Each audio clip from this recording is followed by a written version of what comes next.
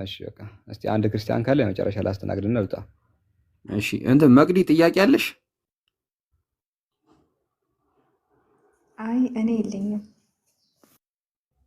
እኮ ሻሃዳ ያዢ ከሌለሽ። እሺ ክርስቲያኖች ካላችሁ ጥያቄ ጠይቁ። አንድ ቁጥር ጻፉ፣ አስገባችኋለሁ።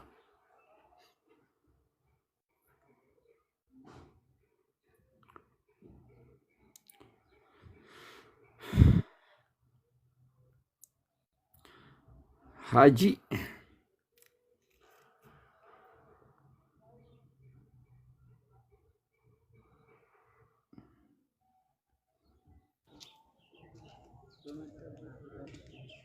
ሰላም አለይኩም። ወአለይኩም ሰላም። እንዴት ናት? አልሐምዱሊላህ። ማይኬ እንዴት ነው? ሚውት አልሆን ብሎ ውጪ ነኝ። ቀጥሎ ሳይኔ ገባሁት። ትበላለህ። ያሳዝናል።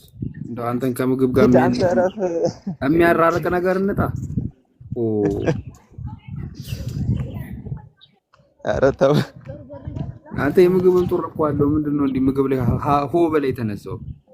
ኧረ ተው ልውረድ መሰለኝ። ምን ልናስበላ ካልቻልንማ ከሌ ሆነ።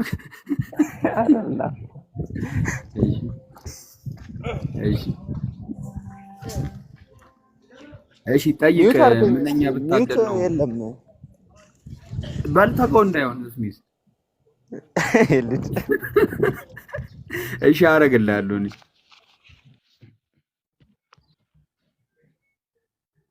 ሰላም አለይኩም። ወአለይኩም ሰላም። ሳላ አውራው። እንዴት ናችሁ ጀማ? አይ እሺ ወአለይኩም ሰላም ወራህማ። እንትን ትንሽ ጥያቄ ነበረችና አንተን ከቁርአን አይ እሺ ቁርአን አልያዝኩም። ኮንሰፕቹዋሊ ነው የማወራው። ስልኬ አንዱ እኔ አጠገብ ስላሌለ መክፈት ምናምን አልችልም። አይ ማለት የሆነ ሱራ ጠቅሼ ሳይሆን ቁርአን አስመልክቼ ነው። አይ ይቻላል። እና ብዙ ጊዜ ክርስቲያኖች ሲጠይቁኝ ነበርና ቁርአን የአላህ ቃል ከሆነ አላህ ራሱ ቁርአን የኔ ቃል ነው ያለበት ቦታ አሳይም ብሎ ብዙ ጊዜ ሲጠይቁኝ ነበር። እና ኦኬ ድምፅን ከፍ ብታደርገው ጥሩ ነው ግን ይሰማል። ኤኒዌይ ቁርአን የአላህ ቃል ከሆነ አላህ ለምንድን ነው የኔ ቃል ነው ያላለው ነው ብለዋል በጣም ብዙ ቦታ። የቱ ጋር ነው ያለው? ራሱ ሲጀምር ምዕራፍ 2 ቁጥር 2 ላይ ዛሊከል ኪታቡ ላ ረይበ ፊሂ ሁደን ሊልሙተቂን፣ ይህ መጽሐፍ የአላህ ስለመሆኑ ምንም ጥርጥር የለበትም ነው ያለው። ባይሆን የአላህ ለምንድን ነው የእኔ ለምንድን ነው የማይለው የሚል ጥያቄ መነሳት አለበት። እሱን እንሄድበታለን። ምዕራፍ 9 ቁጥር 5 ላይም ከአጋሪዎቹ አንዱ ጥገኝነትን ቢጠይቅ የአላህን ቃል ይሰማ ዘንድ አስጠጋው ይላል። ኦኬ እኛ ሙስሊሞች ምንድነው የምናምነው? አምላክ በመጀመሪያ መደብ ይናገራል፣ እኔ ብሎ ይናገራል። ልክ ምዕራፍ 20 ቁጥር 14 ላይ እኔ አላህ እኔ ነኝ ያለ እኔ አምላክ የለምና ተገዛኝ ይላል። የመጀመሪያ መደብ ነው። ሁለተኛ መደብ ደግሞ እርሱ ያ እያለም ይናገራል። ስለዚህ ይህ የአነጋገር ስልት ነው፣ በቋንቋ ውስጥ ያለ ነው። ቁርአን ያወረደው በአረብኛ ነው። እኛ ግልጽ የሆነ አረብኛ ቁርአን ያወረድን ያለው። ስለዚህ በአረብኛ ቋንቋ ውስጥ ደግሞ መደቦች ኬዝ ሙያ የምንላቸው አሉ። አንድ አካል ስለራሱ እኔ ብሎ ይናገራል፣ እርሱ ብሎ ይናገራል፣ ያ ብሎ ይናገራል። ይሄ አገላለጾች ናቸው። ስለዚህ ቁርአን የአላህ ቃል መሆኑ የለም ቁርአን ውስጥ በጣም አለ። ምዕራፍ 2 ቁጥር 2 ላይ እንዲሁ ደግሞ ምዕራፍ 9 ቁጥር 5 ቀደም የጠቀስኩልህ በጣም ብዙ ቦታ ቁርአን የአላህ ቃል መሆኑን በግልጽ ተቀምጠዋል። ኦኬ በመጀመሪያ መደብም ይናገራል፣ በሁለተኛ መደብም ወደ እርሱ ያወረደው ቃሉ እንደሆነ ይናገራል በጣም ብዙ ቦታ። ኦኬ ለምሳሌ በምዕራፍ 2 ቁጥር 97 አካባቢ ይናገራል። ለገብርኤል ጠላት የሆነ ሰው በቁጭት ይሙት በላቸው፣ እርሱ ቁርአንን ከበፊቱ አረጋጋጭ ሲሆን በልብ ላይ አውርዶታልና ይላል። ኦኬ ከአላህ ተቀብሎ መልአኩ ገብርኤል በአንተ ላይ አወረደው አለ። ስለዚህ የጌታ አምላካችን ቃል ነው በማን በገብርኤል በኩል ወደ ነቢያችን መሐመድ ያመጣ። ስለዚህ አለ ነው።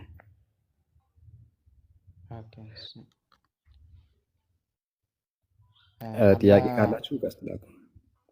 ስለዚህ አላህ እንደ ሌላ አካል አድርጎ ሲያወራ እንትን የቋንቋ አነጋገር ነው ማለት ነው። የቋንቋ አነጋገር ነው። ሲጀመር የሚያውቅ ሰው አይጠይቅም እኮ።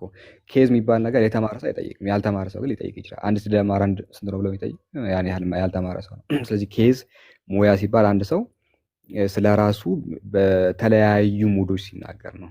ያ ወይ እርሱ ምናምን ብሎ ሲናገር ነው። የትምህርት መጠን ከፍተኛ ከሆነ እንደዚህ አይነት ጥያቄዎችን ያን ያህል አትጠይቅም። እና አንድ አካል ስለራሱ በተለያዩ ኬዞች በተለያዩ ሙያዎች ይናገራል። በተለይ ደግሞ በእነዚህ ኤንሽንት በሆኑ ቋንቋዎች ውስጥ የተለመደ ነገር ነው።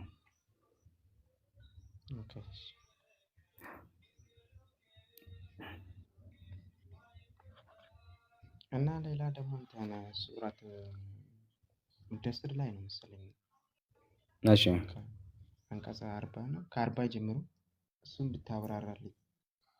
ያ ቁርአን አልያዝኩም፣ አንተ አንብብልኝ። እኔም እንትን በኦሮምኛ ነው ያለኝ። ችግር የለውም በለው በኦሮምኛ። እሺ ላምጣው አንዴ። አየ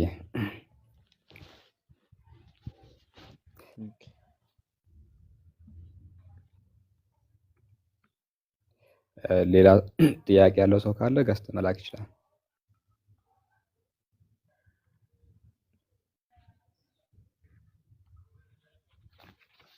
ይቻላል። ተምኪን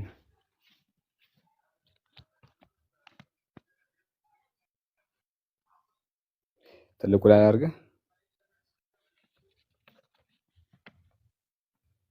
የልጁ ድምጽ ነው የማይሰማው ወይስ ምንድነው? እኔም እስከ መጨረሻ አድርጌ ያለው ግን ያን ያህል እየሰማሁት አይደለም። አይ እያወራሁ አይደለም፣ ቁርአኑን እያወጣሁ ነው። ከዛ እሺ ሐሳቡን ንገረኝ። ችግር የለውም ሐሳቡን ብቻ ንገረኝ። ሐሳቡ ይሄ ነው በለኝና ተፍሲር የማያስፈልገው ከሆነና እንዲሁ እንትን ነገር ከሆነ ኮንሰፕቹዋሊ ልናወራ እንችላለን።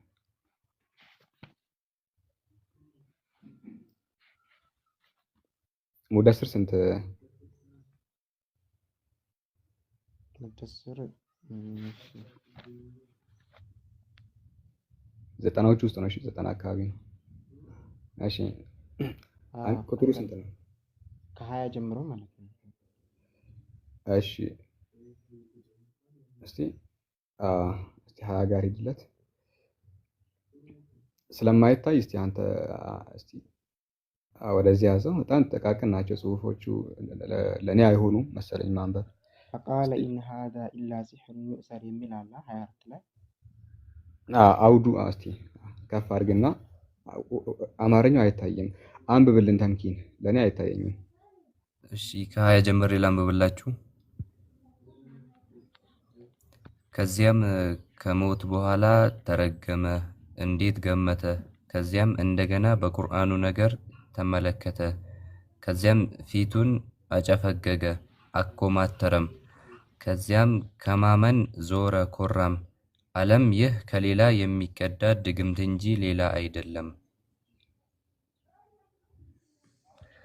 እስኪ የሚታይ ከሆነ እንዲህ ላድርግላችሁ።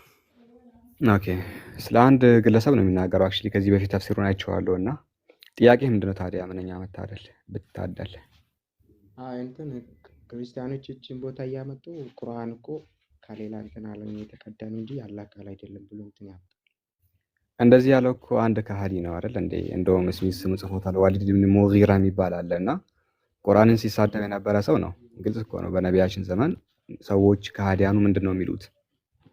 ነብዩ መሐመድ እብድ ነው፣ ነብዩ መሐመድ እንደዚህ ነው፣ ጠንቋይ ነው፣ ደጋሚ ነው ሲሉ ነበር። ስለዚህ ዋሊድ እንደውም በጣም መጥፎ የሚባል ከሃዲ ነው ይታወቃል። ስለሱ ሲፋዎቹ ኢብኑ ከሲር ገልጸዋል በኪታቡ ላይ። የመጨረሻ ከሃዲ የሆነ ሰው ነው። ስለዚህ ይሄ ድግምት ነው፣ ይሄ ከዚህ በፊት የተቀዳ ነው ብሎ ያ በጣም ዋና ከሃዲ የነበረው ሰው ተናገረ ነው።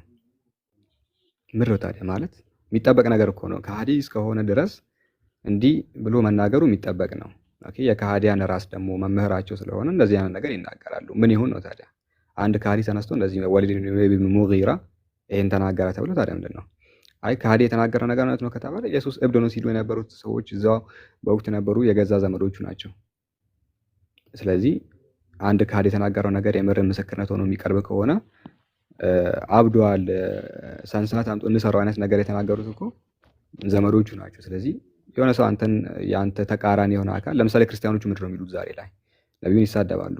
ምክንያቱም አንደኛ ጀስት ተቃራኒ አካል ናቸው፣ ከእምነት ውጪ የሆኑ አካል ናቸው። ስለዚህ ያን መናገር የሚጠበቅ ነገር ነው። ስለዚህ በዛ ጊዜ የነበረ ሰው ከሃዲ ሆኖ የከሃዲያንም ደግሞ የቁረይሽን መምህራቸው ሆኖ እንደዚህ ባይናገር ይገርማል ነው።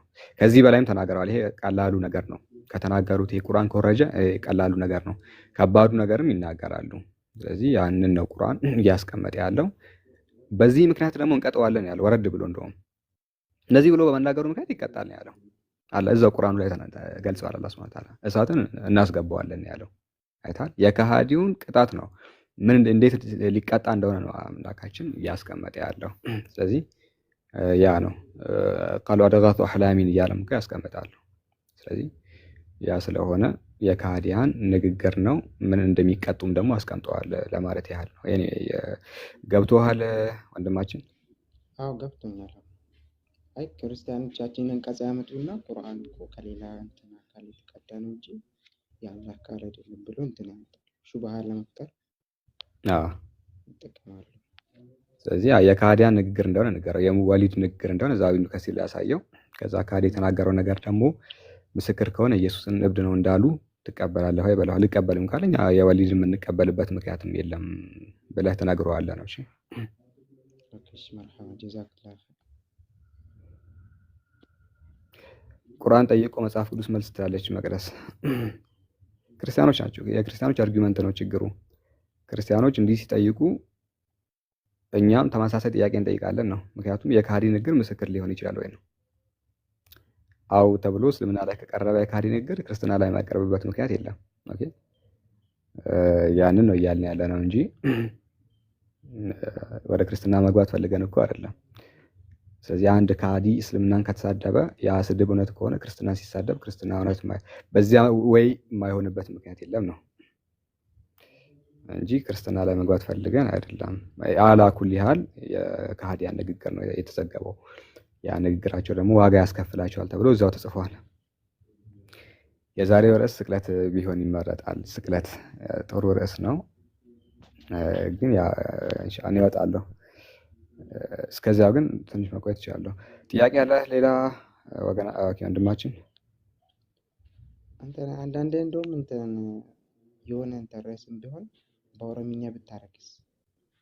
እኔ ኦሮምኛ ላይ እንትን አይደለሁም ስለ ቅኔ መዝረፍ ስለማልችል ኦሮምኛ ላይ አንዳንድ አሉ ኦሮምኞቹ ጎበዝ የሚናገሩ ምናምን አሉና አውቃቸዋለሁ። እነሱ እንትን ቢሉ ይሻላል ከኔ። የቃላት አጠቃቀም አሁን ቅድም ልጁ ቁጭ ብሎ ሮስት ሲያደርገኝ ነበር። ባይዘይ የኦብሳ የሚባለው ልጅ አያውቅም ብሎ የሆነ ቅኔ ይዘርፍብኛል ቁጭ ብሎ። እሱን አልችልም እኔ አሁን ተመሳሳይ እሱ እንዳለኝ መመለስ አልችልም። እና ስለዚህ ጦጣ ከሚያደርገኝ እኔ ኖርማል ንግግር ነው የምችለው። ይሄ ሮስት ያሌለበት ምን ያሌለበት ንጹህ ነው የምችለው። የሆነ መፎገሩ እንኳን አልችልም በኦሮምኛ እና ያን ተጠቅሞ እንትን ሲለኝ ነበር። ስለዚህ ከዛ ያ ከሚሆን ጥሩ የሚናገሩ ልጆች ስላሉ ከነሱ ጋር ቅኔ ቢዘራረፍ ይሻላል። ኤኒዌይስ ስቅለት ነው ርዕሳችን።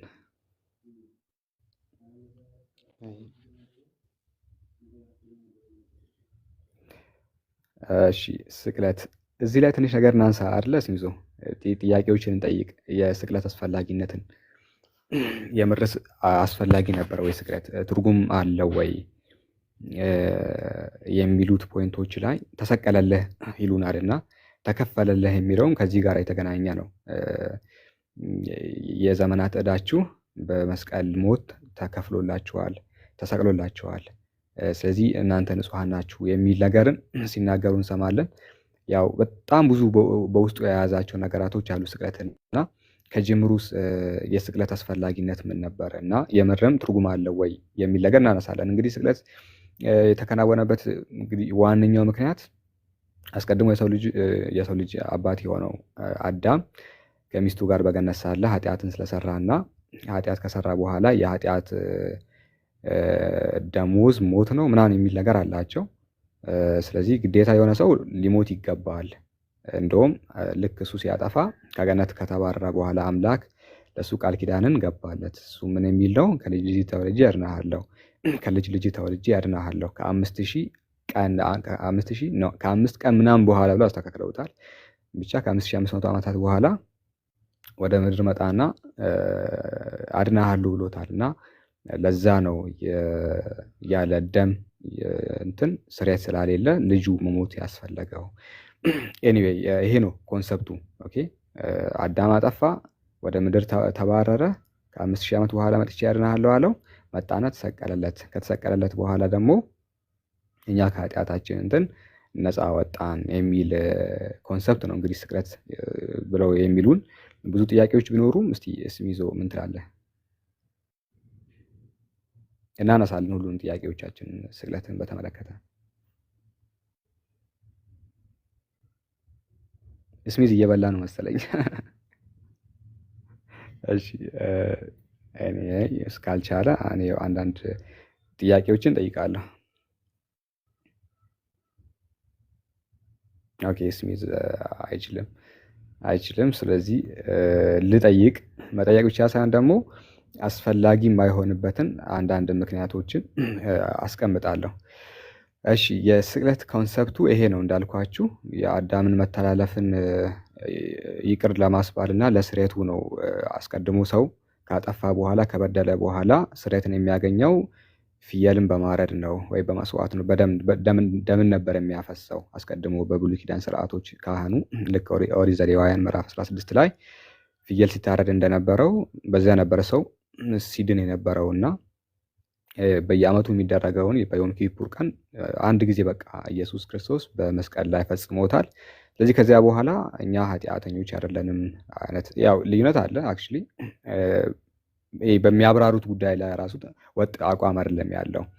ስለዚህ አሁን እዚህ ጋር የመጀመሪያው ጥያቄ ምንድን ነው መሰላችሁ? በእስልምናችን አዳም እንደበደለ እንግዲህ ሁላችንም እናውቃለን።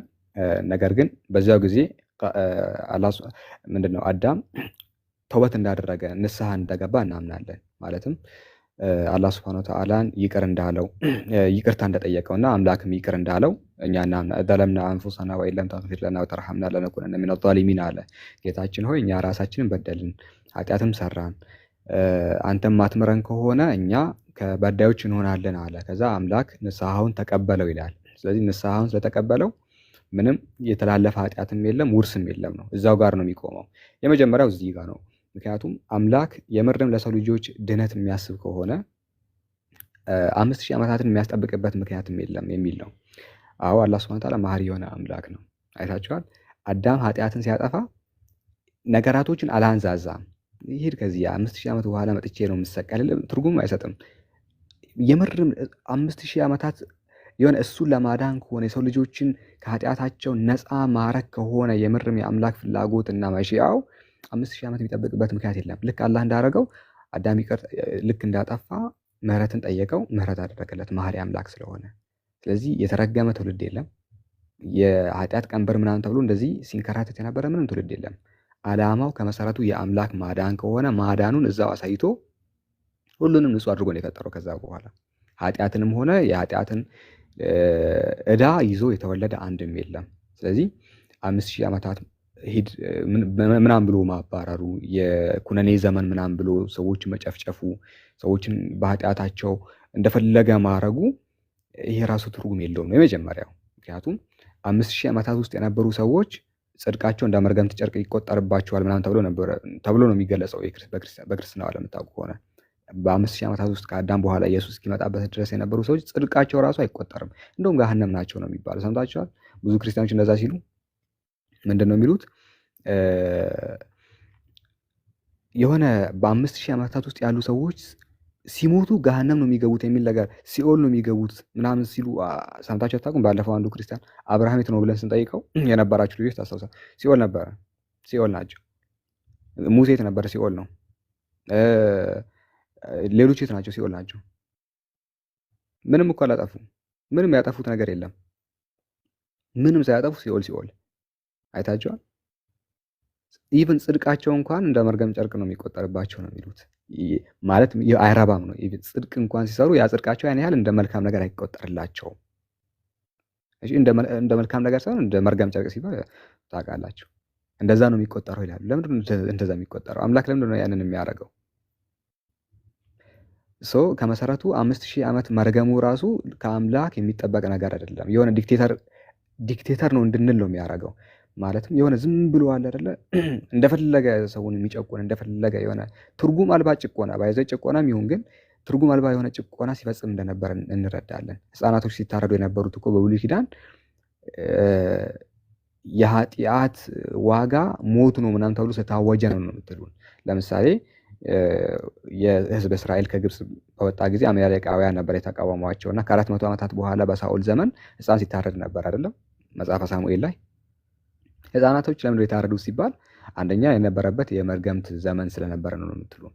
የመርገምት ዘመን ነበረ። ስለዚህ ህፃን ቢታረድ ባይታረድ ህፃን ሲታረድ የነበረው እግዚአብሔር በወሰነው ውሳኔ ነው። እዛው ማዳን እየቻለ 4000 5000 ዓመታትን መጠበቁ በጣም ብዙ ነገራቶች እንዲበላሹ እና በጣም ብዙ ነገራቶች እንግዲህ እንዲጠፉ ነው ምክንያቱም የሆነው።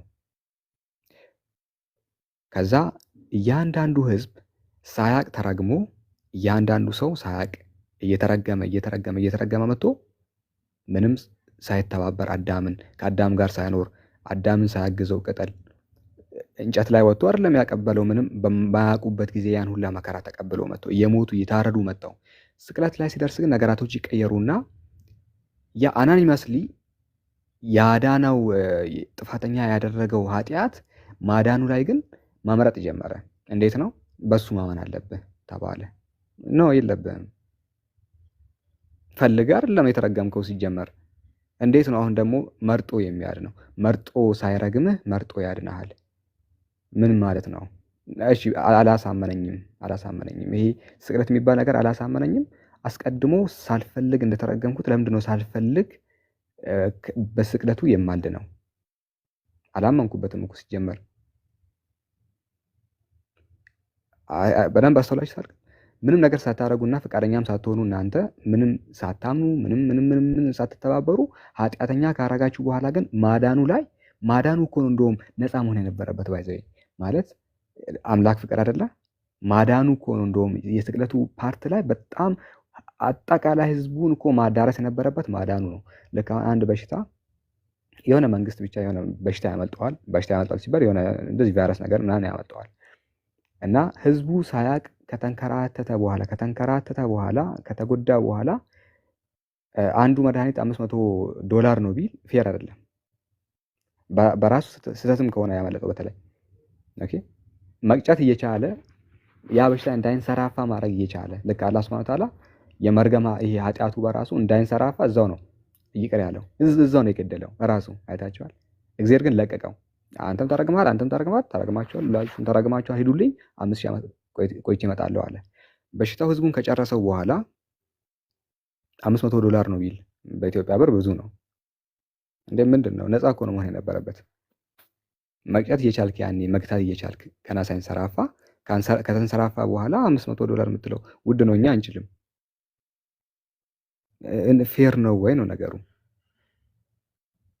ሳይፈልግ ኃጢአተኛ ካረገ በኋላ ለምንድን ነው ማዳኑ ላይ ደግሞ ምርጫ ያስፈለገው? ለምንድን ነው ለሁሉ ያልሞተው? ለሁሉ ሞተ ነው የሚሉት ክርስቲያኖች። ለሁሉ ሞተ ምናምን እያሉ ነው የሚናገሩት። እንዴ አንድ ሰው ካላሳመነውስ? ካላመነበት አልተሰቀለልህም። ሲጀመር ሎጂካል ሆናችሁ ስታዩት ነገሩን ስቅለት ያን ያህል ያመጣው ለውጥም የለም። ያን ያህል ያመጣው የሆነ እንደዚህ ተንጀብል ነገርም የለም። ባይዘው ከብሉይ ኪዳን ሰዎች ያን ያህል የለየው ምንም ነገርም አልነበረም። ምንም ነገርም ደግሞ የለም። እርግማኑ አልቀረ፣ ምኑ አልቀረ። ባይዘው አስቀድሞ እርግማኖች ነበሩ፣ አሁንም እርግማን አለ። ኃጢአት አስቀድሞ ነበር፣ አሁንም አለ። የሆነ ነገራቶች ሲከፉ እንጂ ነገራቶች ሲቀሉ አላየንም። በስቅለት ራሱ በጣም ነገራቶች የብሉይ ኪዳን ዘመን ምናምን ተብሎ ይወራል። ግን አሁን ያለንበት ዘመን ከብሉይ ኪዳን ይበልጣል። የሆነ ኃጢአት ሁሉ ድሮ እግዚአብሔር እኮ ሕፃናት እንዲታረዱ የሚያደርገው ኃጢአት በጣም ስለበዛ ነው። ግብረ ሰዶማውያንን በእሳት ያቃጠላቸው ምናምን የኃጢአት የፊዳ ዘመን ይላሉ። የፊዳ ዘመን ነበረ።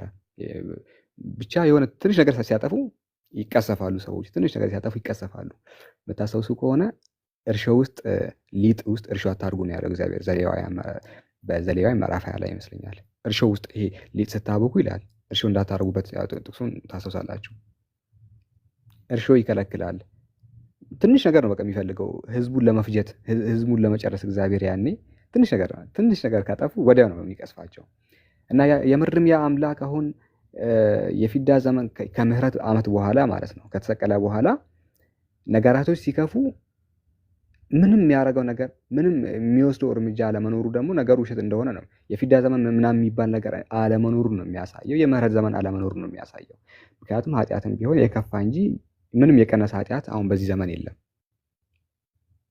አይደለ? ለምሳሌ አሁን ግብረ ሰዶማውያንም ቢሆኑ አሁን ህጋዊ ናቸው፣ ህግ አላቸው፣ ወረቀት አላቸው፣ ምን አላቸው። አንድ ሰው በወረቀት ሊጋባ ይችላል። ኢቨን ቤተክርስቲያን ውስጥ እንኳን ሊጋባ ይችላል። ለዛ ነው በፕሮቴስታንቲዝም ዓለም ውስጥ ውጭ ሀገር ወረቀት ተፈራርሞ ቤተክርስቲያን ውስጥ ወንድና ሴትና ሴት ምናምን እንደዛ ነው የሚወጡት። ታውቃላችሁ። ይሄ ማስረጃ ምናምን አትጠይቁኝም አይደለ?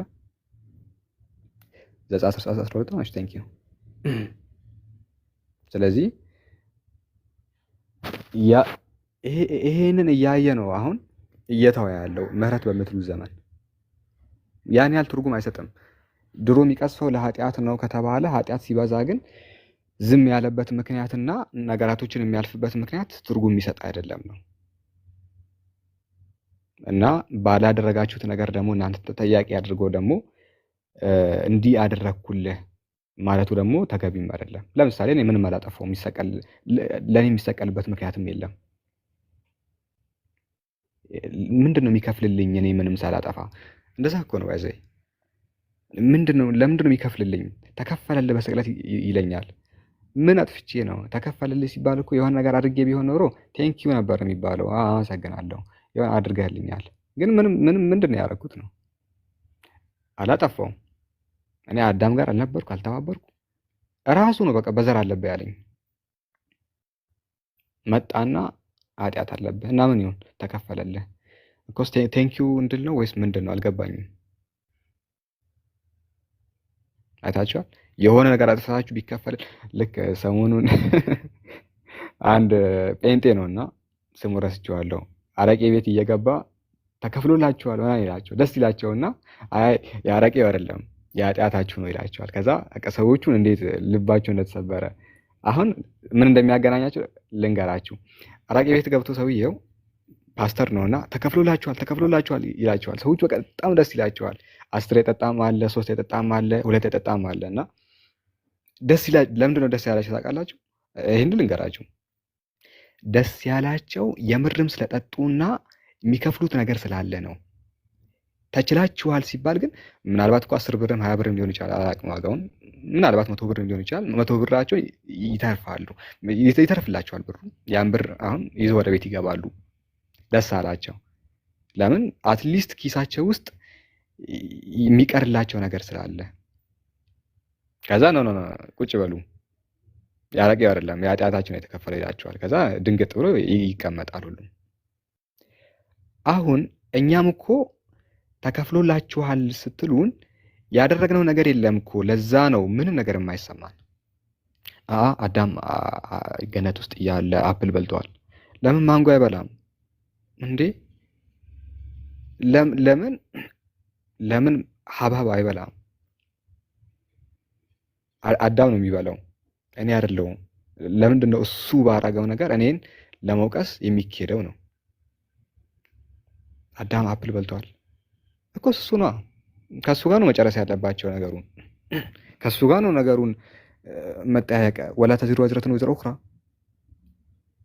ኃጢአተኛ ነፍስ የሌላይቱን ኃጢአት አትሸከምም። ያዳምን እዛው እኔ ሳጠፋ ግን ለእኔ ዛሬ ለማረገው ይኸውላችሁ፣ ዛሬ ለማረገው ኃጢአቴ ሞቱ የምርም እኔ ማልጠየቅ ከሆነ ቴንኪው፣ ይሄ ጥሩ ነገር እኮ ነው።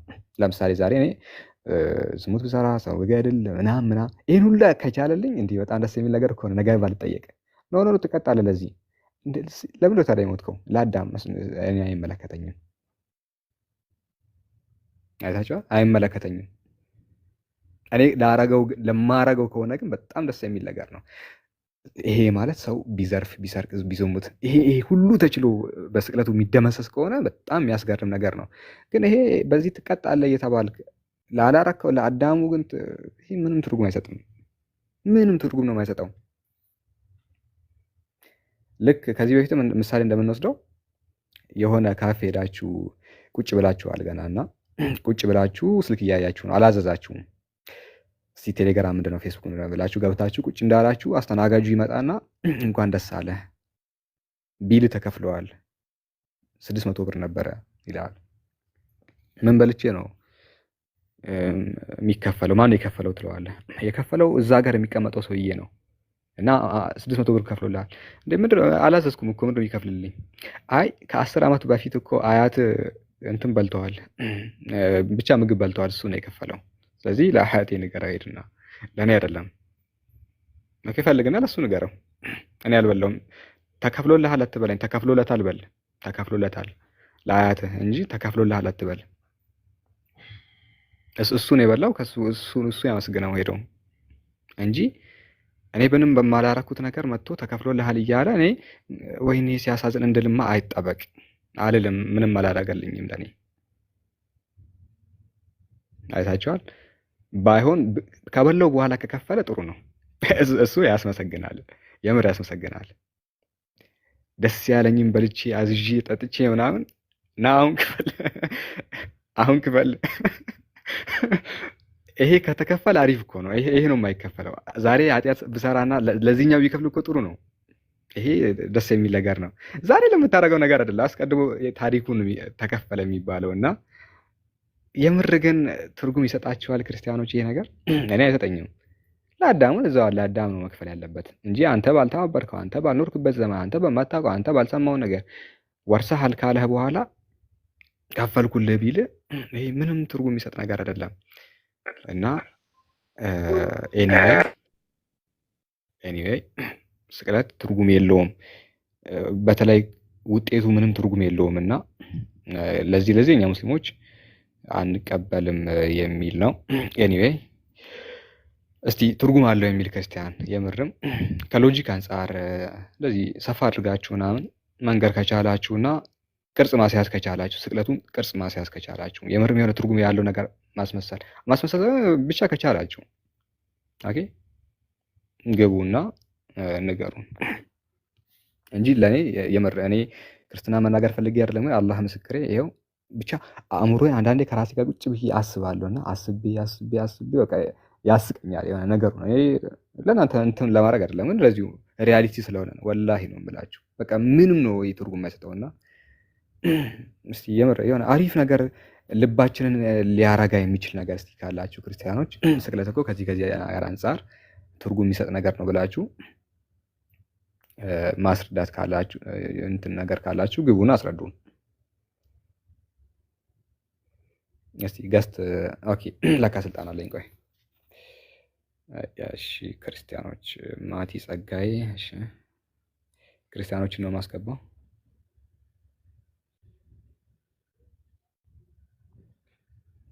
ሰልማን እንኳን ሙስሊም ነው።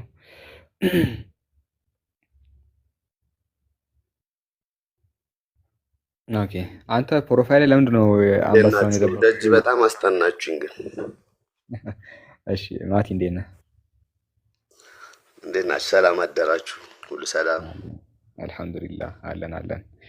እንግዲህ ርዕሳችን ስቅለት ነውና እስቲ ስቅለት አስፈላጊነትና እንዲሁ ደግሞ ከሂስቶሪካል ባክግራውንዱ ከአስፈላጊነቱ ከአጀማመሩ እስከ ፍጻሜው ድረስ ያለው ነገር የምርም ትርጉም ያለው ነገር ነው ወይ፣ የምርም ያን ያህል ያሳምናል ወይ የሚለውን እስቲ ብትናገረን እና ብትገልጽልን ለመስማት ዝግጁ ነን።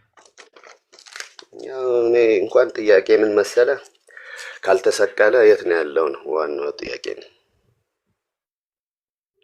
ኦኬ ካልተሰቀለ ርዕስ እንኳን ተቀይረዋል። ክርስቲያን ነህ? አይደለም።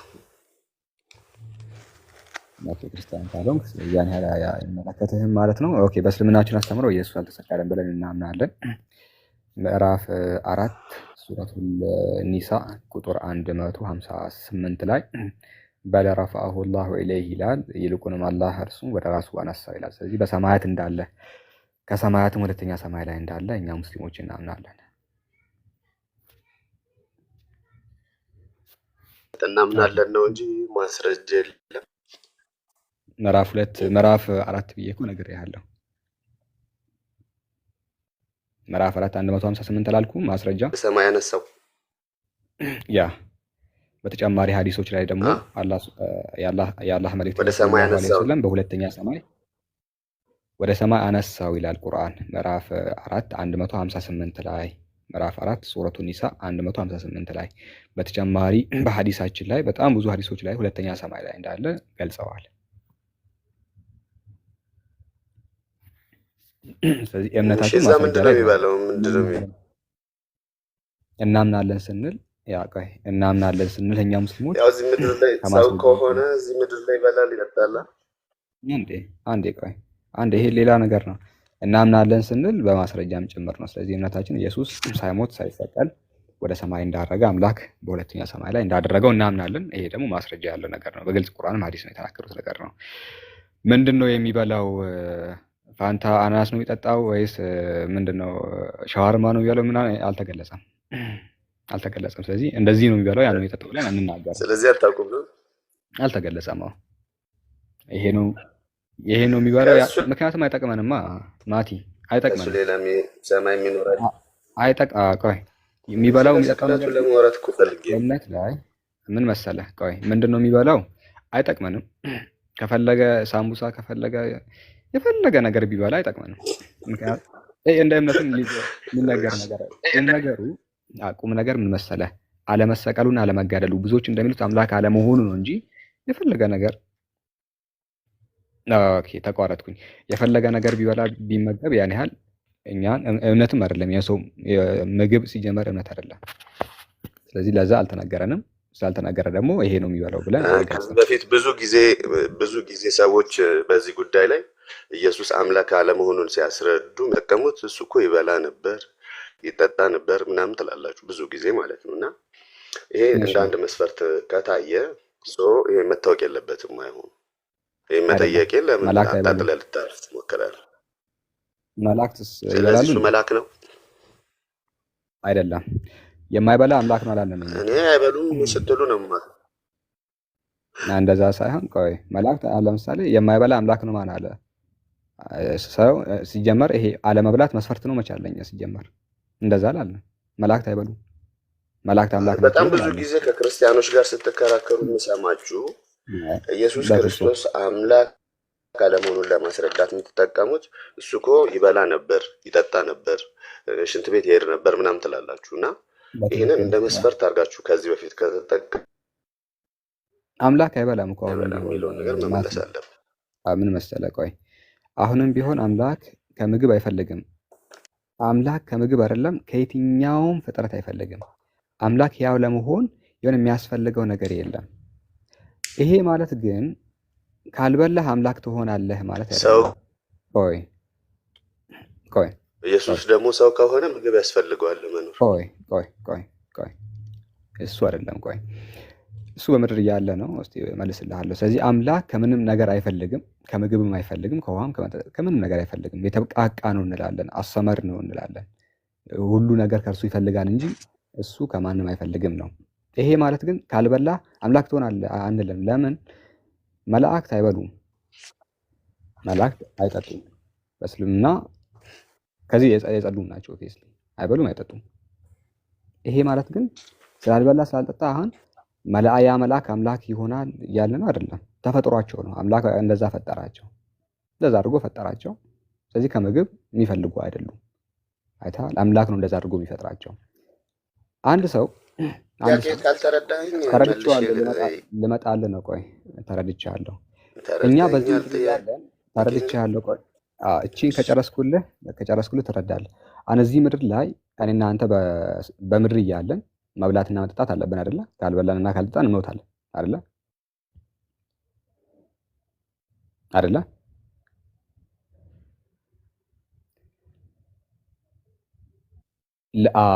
እዚህ ምድር ላይ እኔና አንተ እያለን መብላትና መጠጣት ግዴታችን ነው። ካልበላንና ካልጠጣን በሳምንቱ መሞታችን አይቀርም። ይሄ ግን ምድራዊ የሆነ ባህሪያችን ነው። በሰማይ ላይ የሰው ልጅ ጀነት ውስጥ እንኳን ሲሆን አለመብላት ይችላል። ለዘላለም አለመብላት ይችላል። ተርቦ አይደለም የሚበላው። አይታል። ስለዚህ በዚህ ምድር ላይ ይሄ ባህሪ አለህ ማለት አምላክ ከሰማይ ላይ ከወሰደ በኋላ ተመሳሳይ ነገር አለ ማለት አይደለም። የጀነት ሰዎች ከምግብ ርቀው መቆየት ይችላሉ። ምክንያቱም ካልበላህ መሞት የሚባል ባህሪ ያኔ ስላሌለ ካልበላህ ትሞታለህ። ምክንያቱም ሞት የሚባል ነገር ይጠፋል፣ አምላክ ያጠፋዋል። አሁን እኮ ኢየሱስ ጀነት ነው አይደለም ያልከኝ?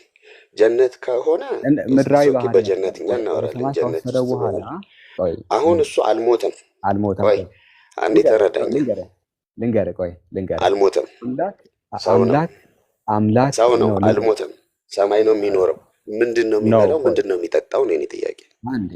አንዴ ቆይ ሰው ነው ብለኸኛል። ሰው ከሆነ መብላት ይህችን ነገር አለበት። እነግርሃለሁ።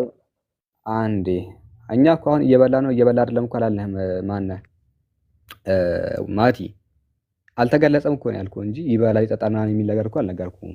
አይበላምም አላልኩም፣ ይበላልም አላልኩም።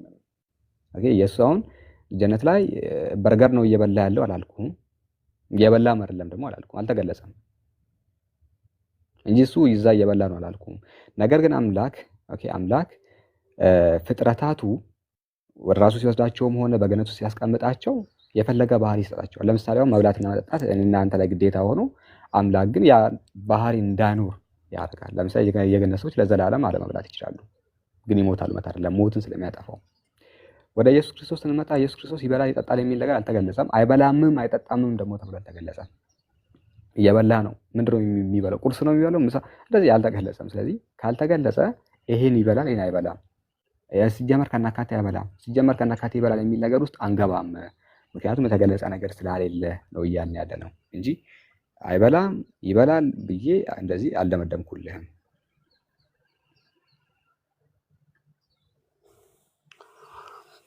ጥያቄ መልስ አላገኘም። ባይዘው እንግዲህ ምንም ማድረግ አልችልም። በግልጽ ነው የመለስኩልህ። ኢየሱስ ሰው ከሆነ መብላት አለበት እያልኩ ነው። እሺ ይኑርበት። እሺ ስለዚህ ያልሞተ ሰው መብላት ስላለበት ይብላ፣ ችግር የለውም። ሳምቲንግ የሆነ የሚለይ ነገር ይበላም፣ ችግር የለውም። ቆይ አንዴ ማቲ እንትን ወደ ሰማይ ያረገ ሰው ግዴታ መብላት አለበት የሚለውን ስታንዳርድ ኬት ነው ያመጣው? ሰው መብላት አለበት ብዬ ስለማምን እኮ ዝም ብለህ እምነት ነው። ያልበላ ሰው እንደሚሞት ስለማውቅ እኮ ስታንዳርዱን ኬት ነው ያመጣው? 2000 ዓመት ሙሉ ሳይበላ የኖረ ሰው ሌላ አንድ ከሱ ሌላ ከነገርከኝ ይቀበላለሁ፣ ችግር የለም። ወረፋናሁ ኢላ መካን አልያ ይላል ቁርአን። ሄኖክን ታውቀዋለህ? አውቀዋለሁ። ኢድሪስ አድርጓል ይላል ቁርአን። አምላክ ነው አድርጓል። ያ እኛ እንደዛ ነው ምናምን። ወረፋናሁ ኢላ መካን ወደ ከፍተኛ ቦታ ወሰድ ነው ይላል፣ ወደ ሰማይ ብለው ሊቃውንቶቻችን አስቀምጠዋል። እሺ ወደ ከፍተኛ ቦታ ወሰድ ነው እና አድርገዋል። አንድ ነው። ምክንያቱም ወደ ከፍተኛ ቦታ የሚለውን እያንዳንዱ ሊቃውንቶች እንደዛ ነው ያስቀመጡት፣ ወደ ሰማይ እያሉ ነው የፈቱት። መጽሐፍ ቅዱስ ላይ ደግሞ ያረጉ ለሰዎች አሉ። ሄኖክ አንዱ ደግሞ አለ። ሁለት ናቸው ወደ ሰማይ እንዳረጉ ተገልጸዋል በግልጽ። ከኢየሱስ ጋር አብረው ናቸው ነው? አብሮ ናቸው እኮ አይደለም፣ ወደ ሰማይ ላይ ናቸው። ታምናለህ? ኧረ እኔ አላምንም። ምን አግብተኛ ምን አለው? ስለዚህ በሰማይ ላይ ያሉ ያረጉና በሰማይ ኢየሱስ ተቀመጠ አይጠበቅባቸውም። ምክንያቱም ሰማይ ላይ ካሉ ሌላ ቦታም አለ። ሰማይ አንድ ቦታ አይደለችም፣ የሆነች አንድ ወንበር አይደለችም። ብዙ የማይጨበጥ ነገር አረጋችሁብኝ። አሁን እኮ ሐሳቡን አረጋችሁብኝ፣ የማይጨበጥ አረጋችሁ። እኛም እኮ እናምናለን፣ ያረጉ ሰዎች እንዳሉ እናምናለን። በክርስትና ዓለም ደግሞ ይታመናል። በእሳት ሰረገላ ወደ ሰማይ ተወሰደ የሚል ነገር እንደው ሳታቀርተ አይደለም። አውቀዋለሁ፣ እሱ ነው። ሄኖክንም አውቀዋለሁ። ምንድን ነው የሚበሉት እነሱ? እኔ ክርስቲያን አይደለሁማ። እነሱ ለምጠይቃቸው አምላክ ናቸው። እኔ ናቸው አይደሉም አይደለም። ለእነሱ ራሱ አሁን ክርስቲያኖቹ ቢገቡ የምጠይቃቸው እነሱ ምንድን ነው የሚበሉት ሰማይ ቤት ብዬ ነው የምጠይቃቸው። ስለዚህ በቃ ሰማይ ላይ ያሉ አሉ የማይበሉ፣ ቢበሉም ደግሞ ችግር የለውም። አይታ ግን አምላክ አጋቸው ሶስቱም አምላክ። በዚህ ጉዳይ ላይ ያለኝን ጥያቄ ላንሳ፣ ምክንያቱም መልስ ስለሌላችሁ የተጻፈ ነገር ስለሌለ። ምክንያቱም የአንተ ስታንዳርድ ትክክል አይደለም ነው እንጂ አሁን ያረጉ ሰዎች ጠፍቶ አይደለም። ግን ስቲል አድርገውም ሰማይ ላይም ሆኖ ኢድሪስም አሁን አይበላም ቢባል ፍጡር ነው። ኢየሱስ አይበላም ቢባል ፍጡር ነው። ምንም ከፍም ዝቅ የማያረጋቸው ነገር አይደለም። ግን ስታንዳርድ አንተ ስታመጣ ይሄ ምድራዊውን ስታንዳርድ ሰማይ ላይ እንድትጠቀም ያደረገህ ምንድን ነው? ሰማይ ላይ አሁን ስጋ ለመኖር ምግብ ያስፈልገዋል። ነፍስ ግን ለመኖር ማለት ነው። አሁን ስጋና ነፍስን ለይተን ስናይ የሞቱ ሰዎች ነፍሳቸው የሚሄደው ወደ ሰማይ። ስለዚህ ለነፍስ ከሆነ በስጋው ይሄ ግን ስጋውን ለማቆየት ለመኖር ግዴታ ምግብ ያስፈልገዋል ብዬ ማቲ እሺ ቆይ ይሄ ምድራዊ ባህሪ ነው ብለን አመንና ይሄ ምድራዊ ባህሪ ሰማይ ላይ እንድታጸድቀው ያደረገህ ምንድነው ነው? ምድራዊ ባህሪ ነው ማለት አልገባኝም። የሰዋዊ ባህሪ ነው እንጂ ምድራዊ ባህሪ እኮ አይደለም። ይሄ መብላቱ የሰው ምድራዊ ባህሪ ባህሪ ነው እኮስ የሰው ባህሪ በምድር ላይ ያለ አይደለም? እሺ አንድ ሰውን ማለት ነው እኛ ሰዎች ወደ ሆነ ፕላኔት ይዘው ለሰዎች ምድር ላይ ምግብ ይበላል አይበላም? አንዴ ቆይ የኔ ይሄ ጥያቄ ኖ አትለፋ። ለምን ጠየቅኩ? እዚህ ምድር ላይ ያለን የምናሳየው ሰዋዊ ባህሪያቶች አሉ። ከነዚያ መካከል ምግብ መብላቱ አንዱ ነው። ይሄንን ሰማይ ላይ እንድታጸድቀው ያደረገህ ማን ነው ነው ጥያቄው። ራሴ ማገናዘብ ስለምችል ራሴ ደስ ይላል። አንተ ምን አይነት እንደዚህ ጥያቄ? ከሆነማ ተፈላሰፍብና ዝም ብለህ ምን ማስረዳ ምን ፍልስፍና እኮ አይደለም ይሄ። አረ ፍልስፍና እኔ ራሴ ፈላሰፍባለሁ ከፈለኩ ግን ጥቅም የለውም። አሁን በግልጽ እዚህ ቦታ ላይ እንደዚህ ይላል ብለህ ስላልመለስክልኝ እኔ ተመልሶልኛል ብዬ አላምንም።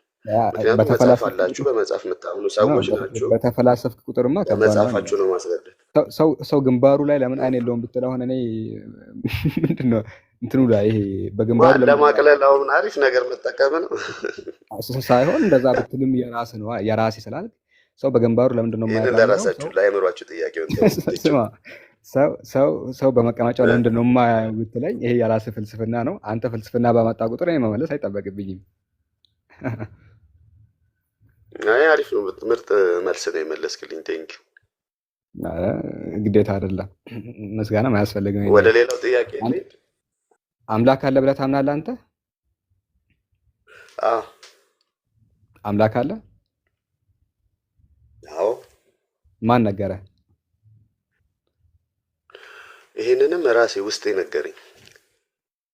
አይ ከምንም እንዳልመጣው ስለማቅ ማለት ነው። ሰምቲንግ የፈጠረኝ እንዳለ ስለማቅ። እሺ ስሩፍ ምንድን ነው የመጣው? ስሩፍ ዝንጀሮ ነው? ስሩፍ አዳም ነው የመጣው? እኔ አዳምም አይደለም ዝንጀሮም አይደለም ያመጣኝ፣ ሁለቱም አይደለም። ምንድነው ግኝት? ምንድነው ግዴታ የመካከለኛው ምስራቅ ሃይማኖት ብቻ ነው እንዴ ሊኖረኝ የሚገባው? ግኝት ምንድነው? እሺ ንገረኝ። እኔ አብርሃማዊ ሃይማኖት አይደለም የምከተለው። የትኛው ነው የምትከተለው? እሺ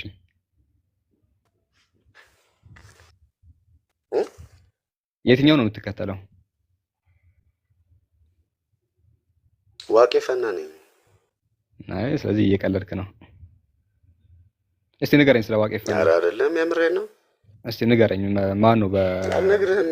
አምላካችሁ ማን ነው? ጠይቀህ ነው እንጂ የገባሁት ላስተምርህ አይደለም የገባሁት። ልጠይቅህ ነው የመጣሁት። እስቲ ዋቀ ጉራቻ ማን ነው ንገረኝ። እንዴ እሱን እኔ ከፍቼ ማለት ነው ለመወያየት እኔ የሆነ የኔን ቤት ከፍቼ ጠይቁኝ ስል የዛኔ ትጠይቀኛለህ። ለምን 3 ጥያቄ ነው 4 ጥያቄ ጠይቀህ ስመልስልህ አንድ እየመለስክ አይደል? ልጠይቃችሁ። ዋቀ ጉራቻ ማን ነው? አምላካችን ነው። እንዴ ጉራቻ ያስባለው ምንድን ነው?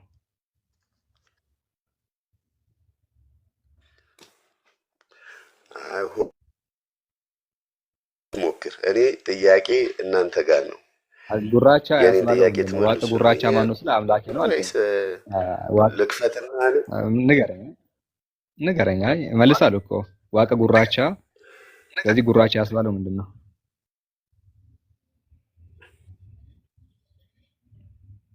አይመለከተኝም። ለምን ጉራቻ ተባለ? አላህ ለምን ተባለ ብዬ ስሙ ለምን እንደዛ ተባለ ብዬ ጠይቃለሁ። ጉራቻ ያስባለው ምንድን ነው ነው?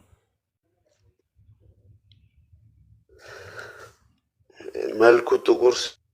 ትርጉሙን አታውቅም? ባይዘው ጉራቻ ምን እንደሆነ መልኩ ጥቁር ነው አምላኬ ጥቁር ነው ያለ። ጉራቻ ለምን ተባለ ብዬ አልጠይቅም። አይ ክርስቲያን ነው ባይዘው። በክርስትና የምታፍር ክርስቲያን ነህ ልንገርህ። በጣም በጣም ነው የሚያሳፍረው ክርስትናና አይመቹኝም። ለዛ ነው እውነት ነው። አንተ ራሱ በጣም ነው የምሸማቀቀው። አፍራለሁ በክርስቲያን። አንተ ራሱ እኔ ከሆንኩ እሺ አፍረበታለሁ። ኤኒዌይ ሌላ ሰው ሰላም ጥያቄ አለሽ? ቴንክ ዩ። እሺ ለመለስክልን ደስ ደስ የሚሉ መልሶች እናመሰግናለን ማቲ ጸጋዬ። ሌላ ሰው ጥያቄ አለው? ሰላም ሰላም፣ እንዴት ነህ? አለን። ርዕሳችን ስቅለት ነው። እስቲ አንድ ጥያቄ ቀበልና አንቺ ከመለስኩ በኋላ ግን ስቅለት ላይ ጥያቄ ጠይቅሻለሁ። እሺ ቁርአን ክርስቶስ አልተሰቀለም የሚለው ኤቪደንስ አለው? ከቁርአን በፊት ማለት ነው። ከቁርአን በፊት ኢየሱስ እንዳልተሰቀለ የሚያምኑ አካላት አሉ። ለምሳሌ እነ ባስለደስ የሚባሉ ቡድኖች አሉ። ይሄንን ሄራን ስትሰኘ ኢየሱስ እንዳልተሰቀለ በኢየሱስ ቦታ የቃሬናው ስምዖን እንደተሰቀለ የሚያምኑ አሉ። የሚያምኑና ማያምኑ ነው። ልክ እኔ እናንተ አሁን ለምሳሌ ነብዩ መሐመድ ሐሰተኛ ነብይ ነው ብዬ ላለው እኔ፣ አንተ ደግሞ አይ እውነተኛ ነብይ ነው ትለኛለህ። ይሄ ነው ኤቪደንሱ ማለት ነው። ምክንያቱም በታሪክ ውስጥ ሁለት አይነት አቋም አለ። ቁርአንም እኮ ይናገራል። እንደዚህ ሰቀልን የሚሉ አካላት አሉ፣ ነገር ግን እርግጠኞች አይደሉም አለ። ኦኬ። ስለዚህ አስቀድሞ ይሄ ኢየሱስ አልተሰቀለም ስንል አዲስ የሆነ ትምህርት አይደለም፣ አስቀድሞም ያለ ትምህርት ነው። ኦኬ። ከቁርአን ውጪ ማስረጃ ፈልጋለሁ የምትይ ከሆነ ከቁርአን ውጪ ያው ማስረጃ አለ ኢየሱስ አልተሰቀለም የሚል። ኦኬ። ልክ እንደዛው ደግሞ እርግጠኞች ሳይሆኑ ክሌም ያደረጉ አካላት አሉ። አይሁዳውያን ተሰቅለዋል ስላሉ በታሪክ ውስጥ እናገኛለን። እነሱንም አልተሰቀለምም የሚሉ አካላትን በታሪክ ውስጥ ሁለቱንም እናገኛቸዋለን።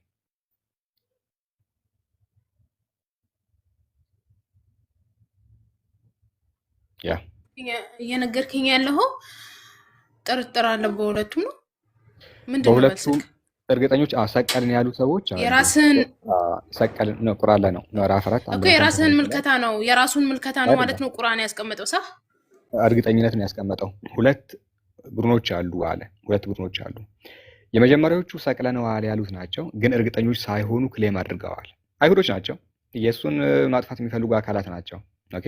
ምክንያቱም ኢየሱስ ሲመጣ ትምህርታቸውን ስለተቃወመ፣ ኦኬ፣ የሚያስተምሩት ስለሚቃወማቸው በቻሉት አቅም ሁላ ኢየሱስ ማጥፋት የሚፈልጉ አካላት አሉ። ሰው እርግጠኞች ሳይሆኑ ኢየሱስን ሰቅለናል። ቁርአን እርግጠኛ ነው እርግጠኛ ነው። እዛው ላይ ምንድን ያለው በእርግጥም አልገደሉትም ማለት እንዴ? እነዛስ እርግጠኛ ላለመሆናቸው ምን ኤቪደንስ አለክ? እሱ ማስረጃ ሰጥሻለሁ፣ ችግር የለውም። እሱን ማስረጃ ሰጥሻለሁ። ግን ቁርአን ሲናገር የጌታ አምላካችን ቃል ነው የተቀመጠው። ሰዎቹ ግን ኢየሱስን የሚመስል አካል አገኙ፣ ያን ይዘው ሰቀሉ። እርግጠኞች አይደሉም። ኢየሱስን በተመለከተ የሰቀሉት አካላት ይዘው ያ ቦታ ሲወስዱት ራሱ ያን ያህል 100% ምናምን እርግጠኛ ሆነው አይደለም። ሲጀመር መልኩንም አያውቁትም። ኢየሱስን የሰቀሉት አካላት መልኩንም አያውቁትም። እንዴት ነው የማያውቁት? መጽሐፍ ቅዱስ ውስጥ እንግዲህ ይሁዳ 30 ብር ከሸጠ በኋላ ኢየሱስን ማታ ተነስተው ከአለቆችና ከወታደሮች ጋር ኢየሱስ ጋር ከመሄዳቸው በፊት ይሁዳ አስቀድሞ አንድ ነገር አድርጎ ነበር። 30 ብር ሲቀበል ያ የምስመው እሱ ማለት መጽሐፍ ቅዱስን ተወና የራስ ላይ ቆመ ተወራ ደስ ይለኛል። ካንቺ መጽሐፍ ነው ማሳይሽ። በጣም ብዙ ፖይንቶችን ነው መሰጥሽ በዚህ ዙሪያ እርግጠኞች እንዳልሆኑ። ሰውየው ኢየሱስ ሽጦት 30 ብር ሽጦት ሁለት ተሳሳላችሁና ኢየሱስ ጋር ወሰዳቸው። ሲወስዳቸው ሰዎቹ ኢየሱስን አያውቁትምና ኢየሱስ እንደሆነ የምታውቁት እኔ መጀመሪያ ሄጄ ስመዋለሁ አለ። ስስበው ያኔ ክርስቶስ መሆኑን ታውቃላችሁ፣ እሱ ነው ኢየሱስ፣ እሱ ነው ይዛችሁ የምትሄዱት አላቸው። አስቀድሞ ምልክትን መስጠቱ ራሱ ኢየሱስ መልኩን እንደማያውቁት ያሳያል። ስሞ ነው ኢየሱስ መሆኑን ያሳያቸው ለወታደሮቹ። ስለዚህ በእርግጠኝነትም ማን እንደሆነ እንደዚህ ሙሉ በሙሉ የሚያውቁ አልነበሩም ነው። ሌላኛው ደግሞ መጽሐፍ ቅዱስ ላይ ተሰቅሏል የሚል ታሪኮች አሉ፣ ነገር ግን እርስ በርሳቸው የሚጋጩ ናቸው። አንዱ 3 ሰዓት፣ አንዱ 6 ሰዓት፣ አንዱ መጋረጃ ሲቀደድ፣ አንዱ ሳይቀደድ፣ እንደዚህ አይነት ነገራቶች እርግጠኛቸው ሳይሆኑ ሰዓቱ ላይ ምኑ ላይ ሀሳባቸው አንድ ሳይሆን የተናገሩት ነገር ስለሆነ ምስክርነታቸው ትክክለኛ ነው አንልም። ሰዓቱ ላይ ስትል አሁን ለምሳሌ የኢትዮጵያ ሰዓት አቆጣጠር እና የዱባይ ሰዓት አቆጣጠር አንድ ነው። የአሜሪካ ሰዓት አቆጣጠር ልክ ሁሉም እንደደረሰባቸው ኖ ችግሩ ሁለቱም ጸሐፊያኑ እዛው ነበሩ።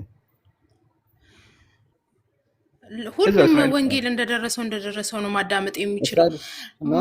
ለማንኛውም በዛው ጊዜ ጸሐፊያኑ ነው እንደዛ አይደለም። የዱባይ አይደለም። ዱባይ 4 ሰዓት እዚህ 5 ሰዓት ሊሆን ይችላል። አሜሪካ ማታ እዚህ ጠዋት ሊሆን ይችላል። የተለያየ ሀገር ውስጥ የተለያየ ሀገር እዛ እስራኤል ተቀምጦ እንዴት ነው አንዱ 3 ሰዓት አንዱ 9 ሰዓት የሚለው? ይሄ ትርጉም የማይሰጥ ነገር እኮ ነው። የምረን አንዳንድ እንደዚህ የሚሉ ሰዎች ያስቁኛል። እስራኤል ተቀምጦ ኧረ ተይ ተይ ተይ አያስኬድም። እና እርግጠኞች አይደሉም፣ ይጋጫሉ። ለምሳሌ አሁን ኢየሱስ ነፍሱን ሲሰጥ መጋረጃ ተቀዶ ነበር ይላል። ከሰጠ በኋላ ነው መጋረጃ የተቀደደው ይላል አንዱ። ከሞተ በኋላ ተቀደደ።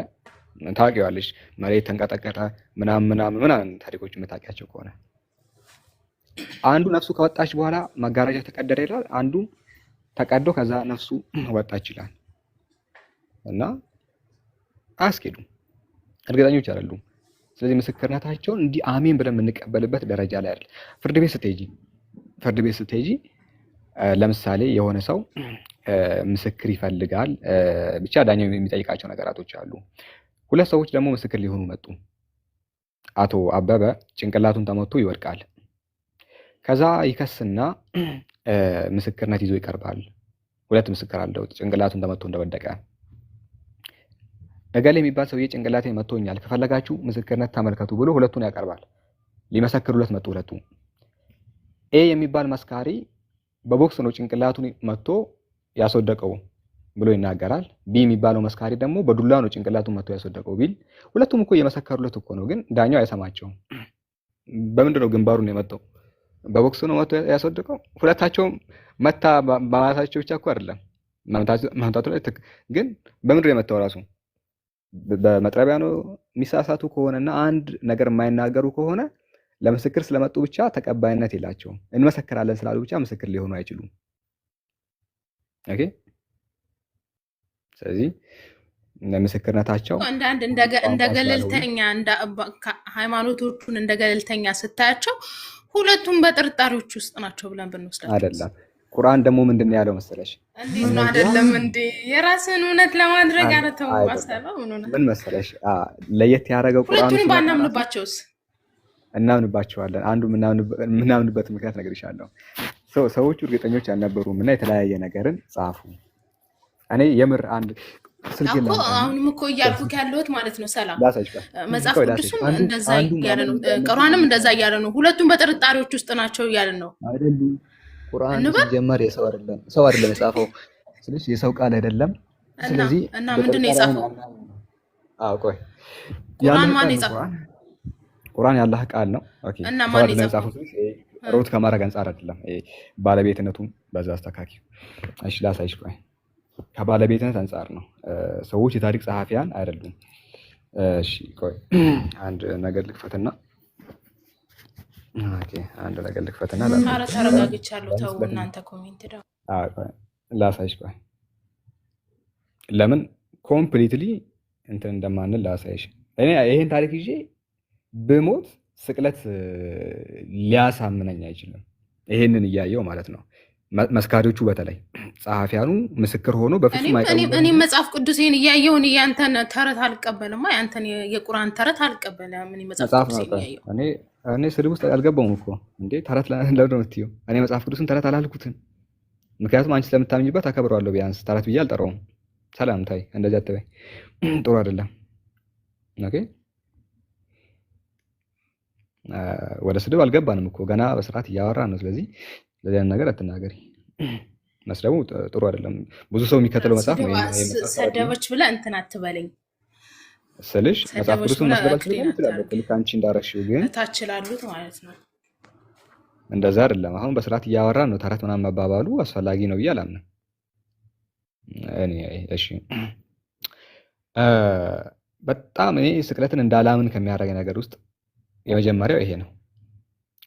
እንደምታውቂው ኢየሱስ ሲሰቀል ሁለት ሰዎች አጠገቡ ተሰቅለዋል አይደለ? ሁለት ወንበዴዎች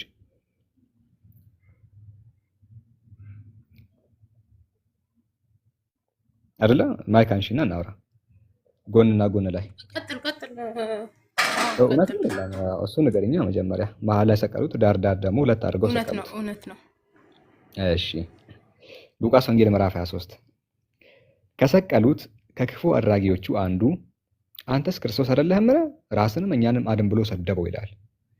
ከሰቀሉት ከክፉ አድራጊዎቹ አንዱ አንተ ክርስቶስ አይደለም እንዴ? እስቲ ራስንም እስቲ እኛንም አድን ብሎ ሰደበው ይላል። ምን አደረገው?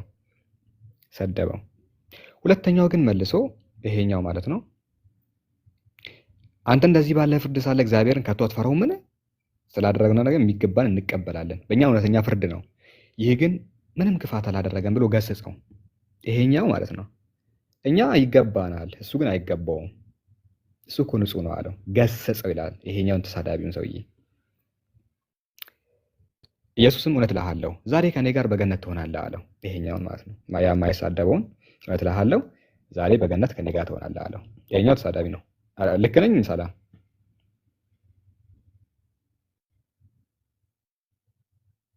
ሰላም። አቤት ልክ ነኝ? እስካሁን እንዳንተ ነው የሚያስተምሩት ክርስቲያኖች? ያ አንተ እንደምታወራው ነው የሚያስተምሩት። ያወራሁት ልክ አይደለም?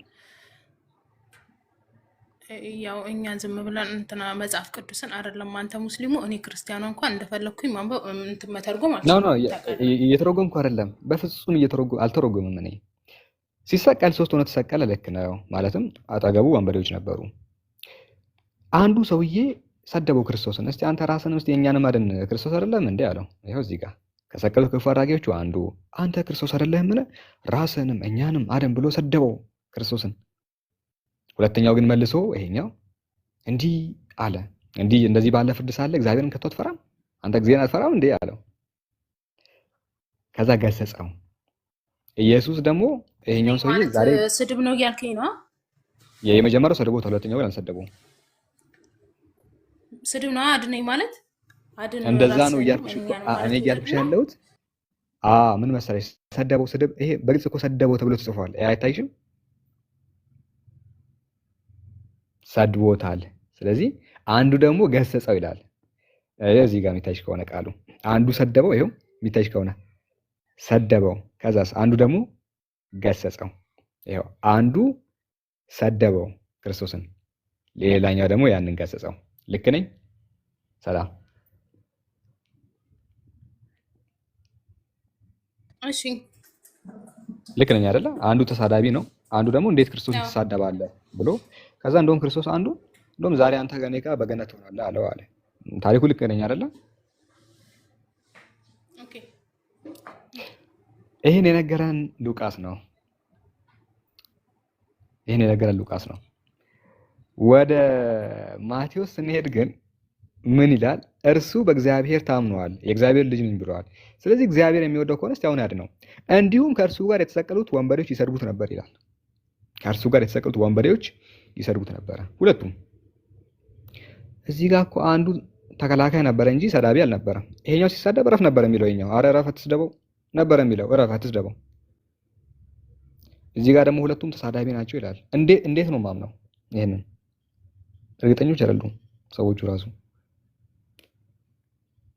አይተሻል? ይሄን ፍርድ ቤት ይዘሽ ሂጂ፣ ማንም አይቀበልሽም። ይሄን እንደዚህ አይነት ምስክርነት ማንም። ቅድም ይሄኛው ሲሳደብ ይሄኛው እረፍ ነበር የሚለው፣ ተው አትስደበው፣ እሱ ንጹህ ሰው ነው፣ እኛን ይገባናል፣ እሱ እኮ አይገባው፣ ምንም አላጠፋም አለ። አንድ ወንጌላዊ ደግሞ ይሄኛውን ተሳዳቢ ይሄኛውን ስለ ፍርድ ቤት ካወራን ያው ቁርአንም መጽሐፍ ቅዱስም ተቀባይነት የለውም። ወደ ቁርአን ደግሞ እንመጣለን። መጽሐፍ ቅዱስም አንቀበል እርግጠኞች አይደሉም። ልክ ቁርአን እኮ ተናግሯል፣ በግልጽ የተናገረው ነገር አለ። ቁርአን እንደ እርግጠኛማ አይደለማ። ቁርአኑ እርግጠኛ ለመሆኑ ምንድነው እንትና አይደለም። ሰዎቹ ስቅለት ማንቀበልበት ይሄ ነው። ወደ ቁርአን ስንመጣ ደግሞ እንደዚህ ይላል።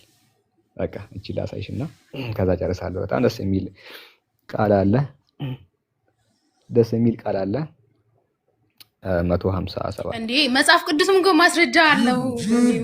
ምን ማስረጃ? ተጋጭቶ ማስረጃ የለም እኮ ተጋጭቶ ማስረጃ የለም። ቆይ ላሳይሽ። ኤኒዌይ ቆይ ምዕራፍ 157 ያስቀምጣል ቁርአን። እኛ የአላህን መልእክተኛ የማርያም ልጅ አልመሲህን ገደልን በማለታቸው ረገምናቸው። የተረገሙ ናቸው። ገደልን ያሉ አካላት አይሁዳውያን አልገደሉትም፣ አልሰቀሉትም። ግን ለእነርሱ የተገደለ ሰው በእሳት ተመሰለ። እዚህ ጋር ሰላም አንዴ አዳምጪ፣ ሙሉ አይደለም። እዚህ ጋር የሆነ አሉባልታ አይመስልም? ይሄኛው ይሄ አንቀጽ ማለት ነው። አሉባልታ አይመስልም? አስመሰልንባቸው እያለ ነው።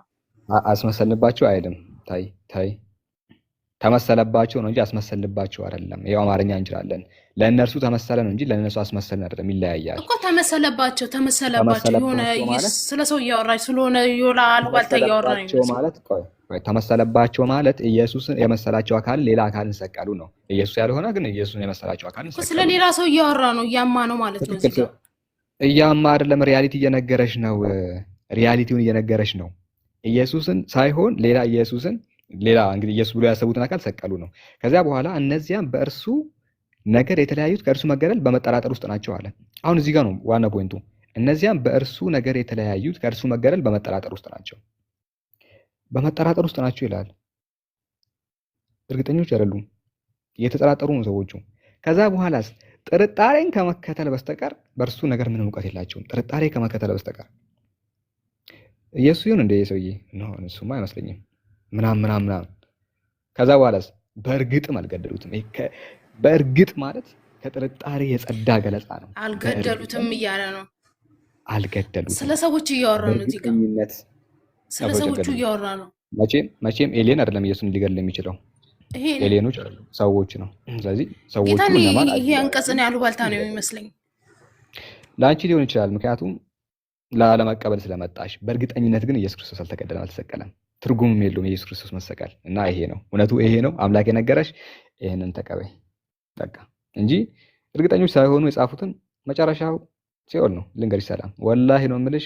እሱን ተከትለሽ ሄደሽ መጨረሻሽ ሲኦል ነው የሚሆነውና በእርግጠኝነት እንዳልተገደለ ጌታ አምላካችን ነግሮናል። ሰዎች እኮ ኢየሱስ የመሰላቸውን አካል ሰቅለዋል እኮ፣ ይህ ግልጽ እኮ ነው። ግን እርግጠኞች አይደሉም ነው፣ የተለያየ ነገር ነው የሚናገሩት። ሰዓቱን እርግጠኞች አይደሉም። አንዱ 3 ሰዓት ይላል፣ አንዱ 9 ሰዓት ይላል፣ አንዱ መጋረጃ ተቀደደ፣ አንዱ አልተቀደደም፣ አንዱ ሁለቱም ይሰድበው ነበር፣ አንዱ ብቻ ነበር የሚሰድበው ይላል። ጥርጣሬን ከመከተል በቀር ምንም ነገር የላቸውም ካለ በእርግጥ አልገደሉትም ብሎ እስኪ ደግማ አንብብልኝ። እሺ ያው እኛ የአላህን መልእክተኛ የማርያም ልጅ አልመሲህን ኢሳን ገደልን በማለታቸው ረገምናቸው አለ። ስለዚህ ገደልን ያሉ ሰዎች አሉ፣ የተረገሙ ናቸው እኮ። ሰዎቹን እያማና አየዋር ማነው ተናጋሪ? ከላይ አላህ ነው መልእክተኛ ነው። ሰዎች ያሉትን ነገር እኮ ክሌም ያደረጉትን ነገር መልስ እየሰጣቸው እኮ ነው ገናችን። ኦኬ ክሌም እኮ ነው። ሰዎች እንዲህ ይላሉ፣ ነገር ግን እንደዛ አይደለም። ሰዎች አምላክ 3 ነው ይላሉ፣ ነገር ግን አይደለም ብሎ ሪያሊቲውን እየነገረች ነው እንጂ ሐሜት ማለት አትበይ። በጣም የሚያስጠላ ቃል ነው። እሺ አምላክ እየነገረች ነው እንጂ እንደዚህ ምናምን ብሎ እንትን እያደረገ አይደለም። አልገደሉትም፣ አልሰቀሉትም አለ። አልገደሉትም፣ አልሰቀሉትም። አምላክ ነው እየነገረች ያለው። በግድ እንጨት ላይ አስወጥተናል፣ በግድ ሰቅለናል፣ አንጠልጥለናል ያሉ ሰዎችን ነው እንደዛ አይደለም። አእምሮሽን ክፍት አድርጊ ሰላም። የገደሉት ሰው ሳላይ ጥቅሙ ላይ ያወሩ ጥቅሙ ላይ ደግሞ እየሞከርኩ ነው። ጌታን እየሞከርኩ ነው። እሺ በቃ ይሄን ይመስላል። አሁን ያነበብክልኝ እንዳለ በቃ ከሐሜት ጋር የተገናኘ ነው። ሰላም አእምሮሽን በጣም ዘግተሽዋል። በጣም የሆነ እንዳይገባሽ እያደረግሽ ነው። ምንም ችግር የለውም፣ ግን በእርግጠኝነት እንዳልተገደለ አይተናል። ጥቅሙ ላይ ደግሞ እናወራ። ጥቅም አለው ስቅለት። ሰላም እንዳልተገደለ አይተናል። ኢቭን ተገደለ እንኳን ቢባለው በእነሱ ትርጉም ያሌለው ምንም እንደሆነ እንግዲህ እንመልከት። ሰላም ስቅለት ጥቅም አለው ብለሽ ታምኛለሽ? አሁን ነው እንግዲህ ዋና ፖይንቱ። አዎ አምናለሁ። እንዴ ክርስቲያን እኮ ነኝ። እሺ የስቅለት ጥቅም እኛ ካደረግነው ነገር አንጻር ምንድን ነው? እንዴት ነው ጃስቲፋይ የሚሆነው? ምን ስላደረገን ነው ክርስቶስ የተሰቀለው?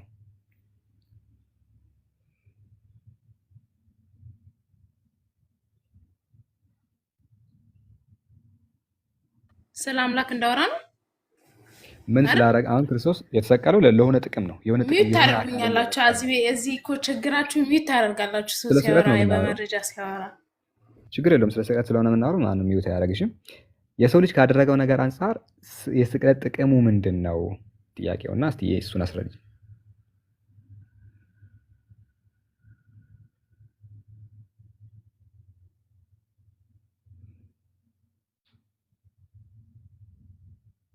ሄጄ ስሜታዊ ካደረጋችሁኝ በኋላ ሚዩት ታደርጉኛላችሁ፣ ታስወጡኛላችሁ።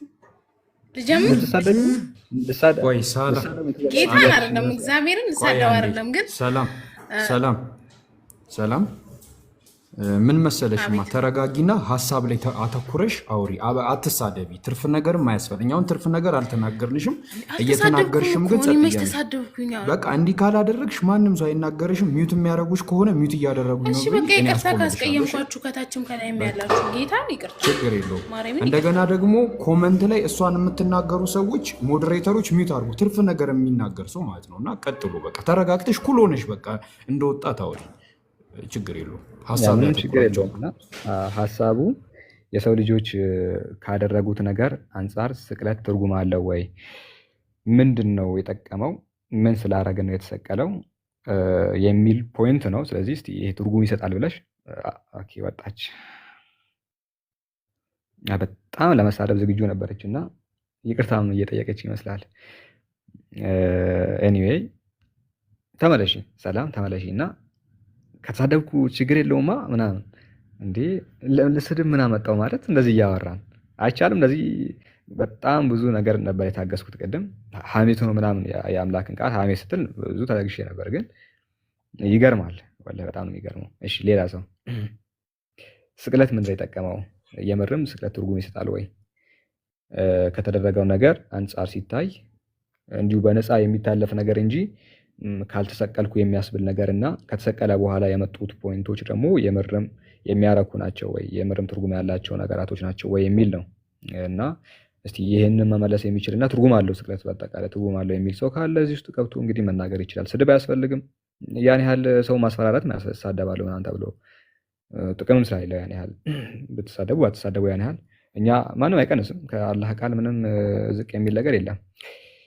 ኤኒዌይ እሺ ማስታወቂያ አለኝ እያለ ነበር አብዱ ቅድም። ሰላም ተመለሺ። እስቲ ስቅለት ጥቅሙ ምን እንደሆነ ንገሪን። ምን ስለተደረገ ነው ክርስቶስ መጥቶ ካልተሰቀልኩ ያለው? ከልጅ ልጅ ተወልጄ አድንሃለሁ ከሚል ደግሞ እዛው ቢጨርስ አሪፍስ አይደለም ወይ የሚል ፖይንት ነው። እስቲ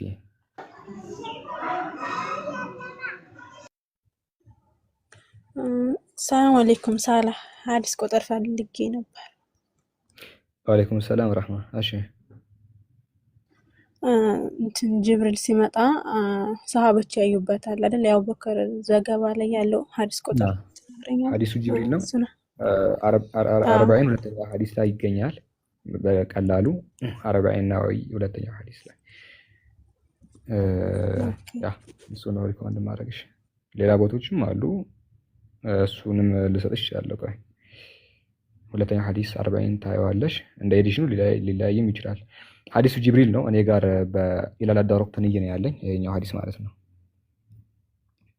ኢላል አዳረቁጥኒ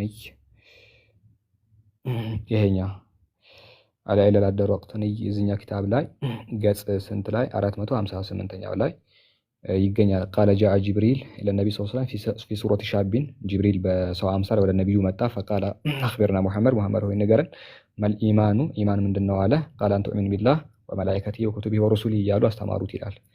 ይሄኛው ላይ ግን በ40ኑ ይሻል በቀላሉ ስለምታዋጪው ሁለተኛው ሐዲስ ላይ ታገኘዋለሽ። በዚህኛው ደግሞ በዚህ እናገኘዋለን። ኤኒዌይ ሲራክ ተስፋይ ጀዛከላ አየ ወያኪ ሲራክ አቤት ሰላም አለን አለ። እስቲ ስለ ስቅለት እያወራን ነበርና ስቅለት ኦቨርኦሉ ምንድነው? ለሰው ልጆች ያስገኘው ጥቅም ደግሞ ትርጉም አለው ወይ? ባላደረግነው ባላጠፋነው እና ባልተሳተፍንበት ኃጢአት ላይ መጥቶ ተሰቀልኩ ማለቱ ምንድነው? የሰው ልጅ ሳያጠፋ የሰው ልጅ ምንም ነገር ሳያረግ በግድ ኃጢአተኛ ካደረገ በኋላ ኃጢአትን ገፈፍኩልህ ማለቱ የምር ትርጉም አለው ወይ የሚል ነውና እስቲ የሆነ ሴንስ እንዲሰጥ አድርገው እስቲ ስለ እሺ እንግዲህ ስቅለት በመጀመሪያ ደረጃ ጥያቄው ራሱ ስህተት አለበት። ምክንያቱም ስቅለት የመጣበት ምክንያት ኢየሱስ ክርስቶስ የተሰቀለበት ምክንያት እኛ ለምንሰራው ኃጢአት ነው እንጂ እኛ ባልሰራነው ኃጢአት ከአባታችን ወይ ከእናታችን ወይ ከአዳም በወረስነው ኃጢአት ምክንያት አይደለም። እኛ ራሳችን ለምንሰራው ኃጢአት በህይወት ዘመናችን ለሰራነው ኃጢአት ነው ስቅለት ኢየሱስ የተሰቀለው። የምርም ከሆነ ሲራክ ግን የሆነ ድምፅ ነገር አለ አንተ ጋር ለምንሰራው ክርስቶስ ተሰቅሏል። እንደዛ ከሆነ የዳዲስ ኢንተረስት ተከፍሏል ለምንሰራው ወይስ ለሰራነው ነው? ይለያያል። አዳም ለሰራው ነው የተከፈለው ወይስ ዛሬ ሳለ ለሚሰራው ነው የተከፈለው? ሳላ ለሚሰራው ነው የተከፈለው። አንተ በህይወት ዘመን ስትኖር ለምትሰራው ኃጢአት፣ ያ የምትሰራው ኃጢአት ደግሞ ሲያልፍ የሰራው ኃጢአት ይባላል። ስለዚህ ያ ለሰራው ሲያልፍ ላለፈው ለዛ ለሰራው ኃጢአት ይሆናል ማለት ነው። ዛሬ ላይ ሳላ ዝሙት ቢሰራ፣ ቢሰርቅ፣ ቢገድል፣ የፈለገ ነገር ቢያደርግ በሚቀጥለው ዓለም ተጠያቂ ያደርገኛል ወይስ ደግሞ ተከፍሎልኛል? በስቅለት ካመንክና በዛ በስቅለት አምነ ይቅርታን ከጠየቅ በልጁ በኢየሱስ ክርስቶስ ደም ትታጠብና ቀጥሎ አምነ አትጠየቅም። ይቅርታውን ተው። ይቅርታ ሌላ ነገር ስለሆነ ስቅለት ብቻውን። በስቅለት ካመንክ የሚሰራው እያንዳንዱ ነፃ ነው። እሱን የተጻፈ ነገር የለም አላውቅም፣ ግን መጽሐፍ ቅዱስ እንደሚያስተምረን ከሆነ ሰው በስቅለት ምክንያት ኃጢአቱ ይቅር የሚባልለት ሲናዘዝና ይቅርታን ሲጠይቅ ነው። ይቅርታ ሲናዘዝ የልጁን የኢየሱስ ክርስቶስ ደም ያነጻናል ነው የሚለው ዮሐንስ ወንጌል። የብሉይ ኪዳን ሰዎች ዘሌዋውያን ምዕራፍ 16 ላይ ይቅር ሲባሉ እናያለን። አምላክ ይቅር ይላቸዋል ተናዘው ራሱ። ኦኬ ግዴታ ተናዘው ይጠበቅባቸዋል። ንስሐ አለ። የንስሐውን ጉዳይ አይደለም። ኦኬ ንስሐ መግባትማ ካለ በእስልምናችን በንስሐ ነው እንትን የምንለው። እንደዛ አይደለም። ስቅለቱ ብቻ በስቅለት አምነህ ኃጢአትን ብትሰራ ኃጢአት ተጠያቂ ያደርጋል ወይ ነው? በስቅለት አምነህ ኃጢአትን ብትሰራ እግዚአብሔር በስቅለት ስላመንክ ይቅር ሊልክ ይችላል። እሱ የምናውቀው ነገር የለም። ይቅር ሊልህ ይችላል። ግን በስቅለት አምነህ ይቅርታን ከጠየቅ ግን የመጽሐፍ ቅዱስ አስተምሮ ይቅርታን ከጠየቅ ያነጻል፣ ደግሞ ያነጻል ነው። ካልጠየቅ ግን ያነጻል አያነጻም የተጻፈ ነገር የለም። ስለዚህ ይቅርታው ነው የሚያድንህ እንጂ ስቅለት በር ላይ የሚያድንህ አምላክ ፊት መናዘዝ ነው የሚያድንህ። ንስሐው ነው የሚያድንህ።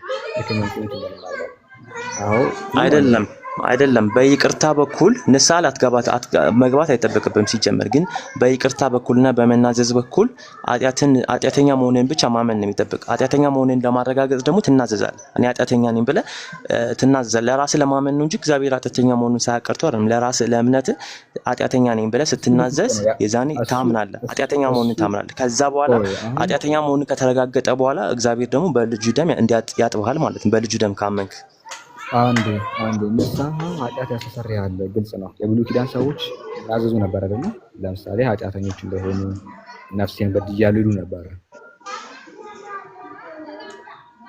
አይደል? አዎ፣ በብሉይ ኪዳን ለነበሩ ሰዎች። አዎ። አሁን ግን እያወራን ያለው ስለ አዲስ ኪዳን ነው። ይቅር በለን ስለሚሉት ይቅር ይላቸዋል። ክርስቶስ አልተሰቀለም በዛ ሰዓት። ኦኬ፣ ክርስቶስ አልተሰቀለም። ድምጽ በጣም እንትን እየሆነ ነው አንተ ጋር ያለው። አዎ ልመልስልና በቃ እኔም ልወጣ ስለሆነ ይኸውልህ በብሉይ ኪዳን ጊዜ ማለት ነው። ቆይ ልመልስልህ፣ ገብቶኛል። ጠየቅ ይናዘዛሉ፣ ኃጢአታቸውን ይናገራሉ፣ አምላክም ይቅር ይላቸዋል፣ ኃጢአታቸውን ያስተሰርያል። ዘሌዋውያን 16 የተገለጸ ስለሆነ ስቅለት የለም። አሁን በዚህ ዘመን አንተ ነገሩን እያረክ ያለው ምን ላይ ነው? በጣም ኮር ፖይንቱን ስቅለት ሳይሆን እያረክ ያለው ንስሐውን ነው እያረክ ያለው። እኔ እሱን አልጠየቅኩም። ስቅለቱ የጠቀመህ ነገር ምንድን ነው እንጂ ንስሐው ይጠቅማል። ስለ ንስሐ አትንገር። ንስሐው ይጠቅማል። ስቅለቱ ነው ያለው። ነገርኩህ እኮ ስቅለቱ ለኃጢአት ስርየት የደሙ መፍሰስ ምክንያት ነው። ለኃጢአት ስርየት ይቅርታ ብትጠይቅና በስቅለቱ ካላመንክ ያሰማኝማ። ይቅርታ ብትጠይቅና በስቅለቱ ካላመንክ በደሙ ካላመንክ በደሙ አትታጠብም፣ ከኃጢአት ነጻ አትሆንም። በደሙ አምነህ ግን ይቅርታ ከጠየቅ ትጠየቃለህ። የብሉይ ኪዳን ሰዎች ያሉ ስቅለት ሳይኖር የነበሩ የብሉይ ኪዳን ሰዎች ኃጢአታቸውን ስርየት ያገኙ ነበር። ለኃጢአታቸው ስቅለት ሳይኖር አዎ ያገኙ ነበር። ምክንያቱም ስቅለት ስላልነበረ ነው። ከስቅለት በኋላ ግን እግዚአብሔር በሰማይ በምድር ያሉትን ሁሉ ከራሱ ጋር ሊያስታርቅ ፈቅዷል። ምን ነበረ ነው የብሉይ ኪዳን ሰዎች ያለ ስቅለት ስርየትን ካገኙ አዲስ ኪዳን ላይ መጥቶ እሱ መሰቀሉ ጥቅሙ ምንድነው ነው? የተለየ ነገር ነው። ምክንያቱም በአዲስ ኪዳን እግዚአብሔር በስቅለት በደሙ በኩል ሰዎች ከራሱ ጋር እንዲታረቁ አዘጋጀ። ሰዎች ንስሐ መግባትም ሐሳቤ ምንድን ነው? የብሉይ ኪዳን ሰዎች በንስሐቸው ስርየትን ካገኙ የክርስቶስ መሰቀል ጥቅሙ ምንድን ነው? በንስሐ በኩል ስርየት ከተገኘ ነው። ምክንያቱም የኢየሱስ ክርስቶስ ደም የማያጥበው ኃጢአት የለም። ለምሳሌ እና ደግሞ ሰዎች ኃጢአትን ከሰሩ በኋላ ንስሐ ለመግባት የማይችሉበት ኃጢአት አለ። ሰውን ከገደሉ በኋላ ኃጢአት ንስሐ ለመግባት የማይችሉት ሕሊናቸው የማይፈቅድላቸው ኃጢአት አለ። የኢየሱስ ክርስቶስ ግን ሁሉንም እንደሚያጥብ ስለሚያውቁ ለሁሉም ኃጢአት ንስሐ መግባት ይችላሉ ነው። አንድ ኃጢአት አያጥብም። ልንገርህ፣ የክርስቶስ ስቅለት አንድ ኃጢአት አያጥብም። እሱን አሁን ትብላለህ። አሁን ኮር ፖይንቱ የብሉይ ኪዳን ሰዎች ስርየት ያገኛሉ በንስሐቸው በኩል። የአዲስ ኪዳኖችም ደግሞ እንደዛ ካገኙ የብሉይ ኪዳኑ የአዲስ ኪዳኑ የተሻለበት ምክንያት የለም ነው። ሁለቱም በኩል ስርየት ይገኛል። ታዲያ ክርስቶስ መሰቀልና መደብደቡ ምን ጥቅም የለውም የሚል ነው። አሁን እሱ የማያጥበው ኃጢአት የለም ብለሃል። ለምሳሌ አንድ ሰው ዝሙት ቢሰራ ንስሐው ሳይኖር ጥቅም አለው ስቅለቱ? ንስሐ አይደለም፣ ንስሐ ጋር አይገናኝም አልኩ። ይቅርታ ነው። ይቅርታ ከጠየቀ በይቅርታ በኩል ስቅለቱን ያድነዋል፣ እንደሚያድነው ተጽፏል። ግን ይቅርታ ባይጠይቅ ደግሞ እግዚአብሔር በስቅለቱ ስላመነ ይቅርታ ሊያደርግለት ይችላል። ስቅለቱ ሳይሆን አሁን እያዳነ ያለው ከስቅለት በፊት ያለው ይቅርታ መጠየቁ ነው እንጂ ስቅለቱ ምንም አያድነው። አልገባም እኮ ይቅርታ ጠይቀ በስቅለቱ ባታምን ይቅርታ አትደረግም እያልኩ እኮ ነው። በይቅርታ ብቻ እኮ ሰው ይቅር ይባላል እያልኩ አይደለም እኮ። በይቅርታ በኩል የልጁ ደም ነው የሚያጥብህ። በልጁ ደም ካላመንክ ይቅርታ አትባልም እኮ ነው። የብሉይ ኪዳን ሰዎች ፈታ ብለው ነበረ ይቅርታ ኃጢአታቸው ሲያስምሩ የነበረው ምንም ስቅለት ምናምን ሳይሉ። የአዲስ ኪዳኖቹ እናንተ ምንድነው ያገኛችሁት ነው ጥያቄው። ምንም ያገኛችሁት ነገር የለም። እኛ ያገኘነው ነገር እኛ እግዚአብሔር ባዘጋጀው አሰራሩ ምክንያት ስለሄድን የእግዚአብሔርን አሰራር የእግዚአብሔርን ፈቃድ አምነን በኢየሱስ ክርስቶስ ደም ስንል ይቅርታ እናገኛለን። ግን የእግዚአብሔርን ፈቃድ ባናምን ኖሮ ግን በበፊቱ እንደ ብሉይ ኪዳን ሰዎች በንስሐ በኩል ይቅር አይለንም። ስለዚህ በእግዚአብሔር አሰራር በማመናችን ምክንያት እግዚአብሔር ባዘጋጀው ሐሳብ ይቅርታ እናገኛለን። አለበለዚያ ግን አናገኝም ነበር። ይል ነበር እኮ ምን መሰለህ፣ አዲስ ነገር ብታገኙ ኖሮ እኮ ችግር የለውም። አዲስ ነገር ምናምን ቢመጣላችሁ ኖሮ ስቅለቱ ጠቀማችሁ ይባላል። ይቅርታ ተናዘህ ንስሐ ገብተህ መመለስ። ስለዚህ አስቀድሞ ያሉ ሰዎች ይቅርታ ይባሉ ነበረ፣ አምላክ ይቅር ይላቸው ነበረ፣ ንስሐ ይገቡ ነበረ፣ ይናዘዙ ነበረ፣ ስርየትን ያገኙ ነበረ። ጥሩ ነገር ነበረ፣ ምንም ስቅለት ምናምን ሳይሉ። ስቅለት ከመጣ በኋላ ተሰቀለልህ የተባለ ግን ይቅር አይባሉም። ምን እስኪያደርጉ ድረስ ይቅርታ ገብቶ ንስሐ ልክ የብሉይ ኪዳን ሰዎች ያደረጉትን እስካላረጉ ድረስ ምንም የተቀየረ ነገር የለም። ተጨማሪ ነገር መጣባችሁ ስቅለት እመን ተብሎ። ስለዚህ ዕዳ ውስጥ ነው የገባችሁት እንጂ ከዕዳ አልወጣችሁም። ስቅለት ምንም ነገር አልጠቀማችሁ። አእምሮን ከፍተህ ስትመለከተው ሰላም ነው። ተመር አለን። እሺ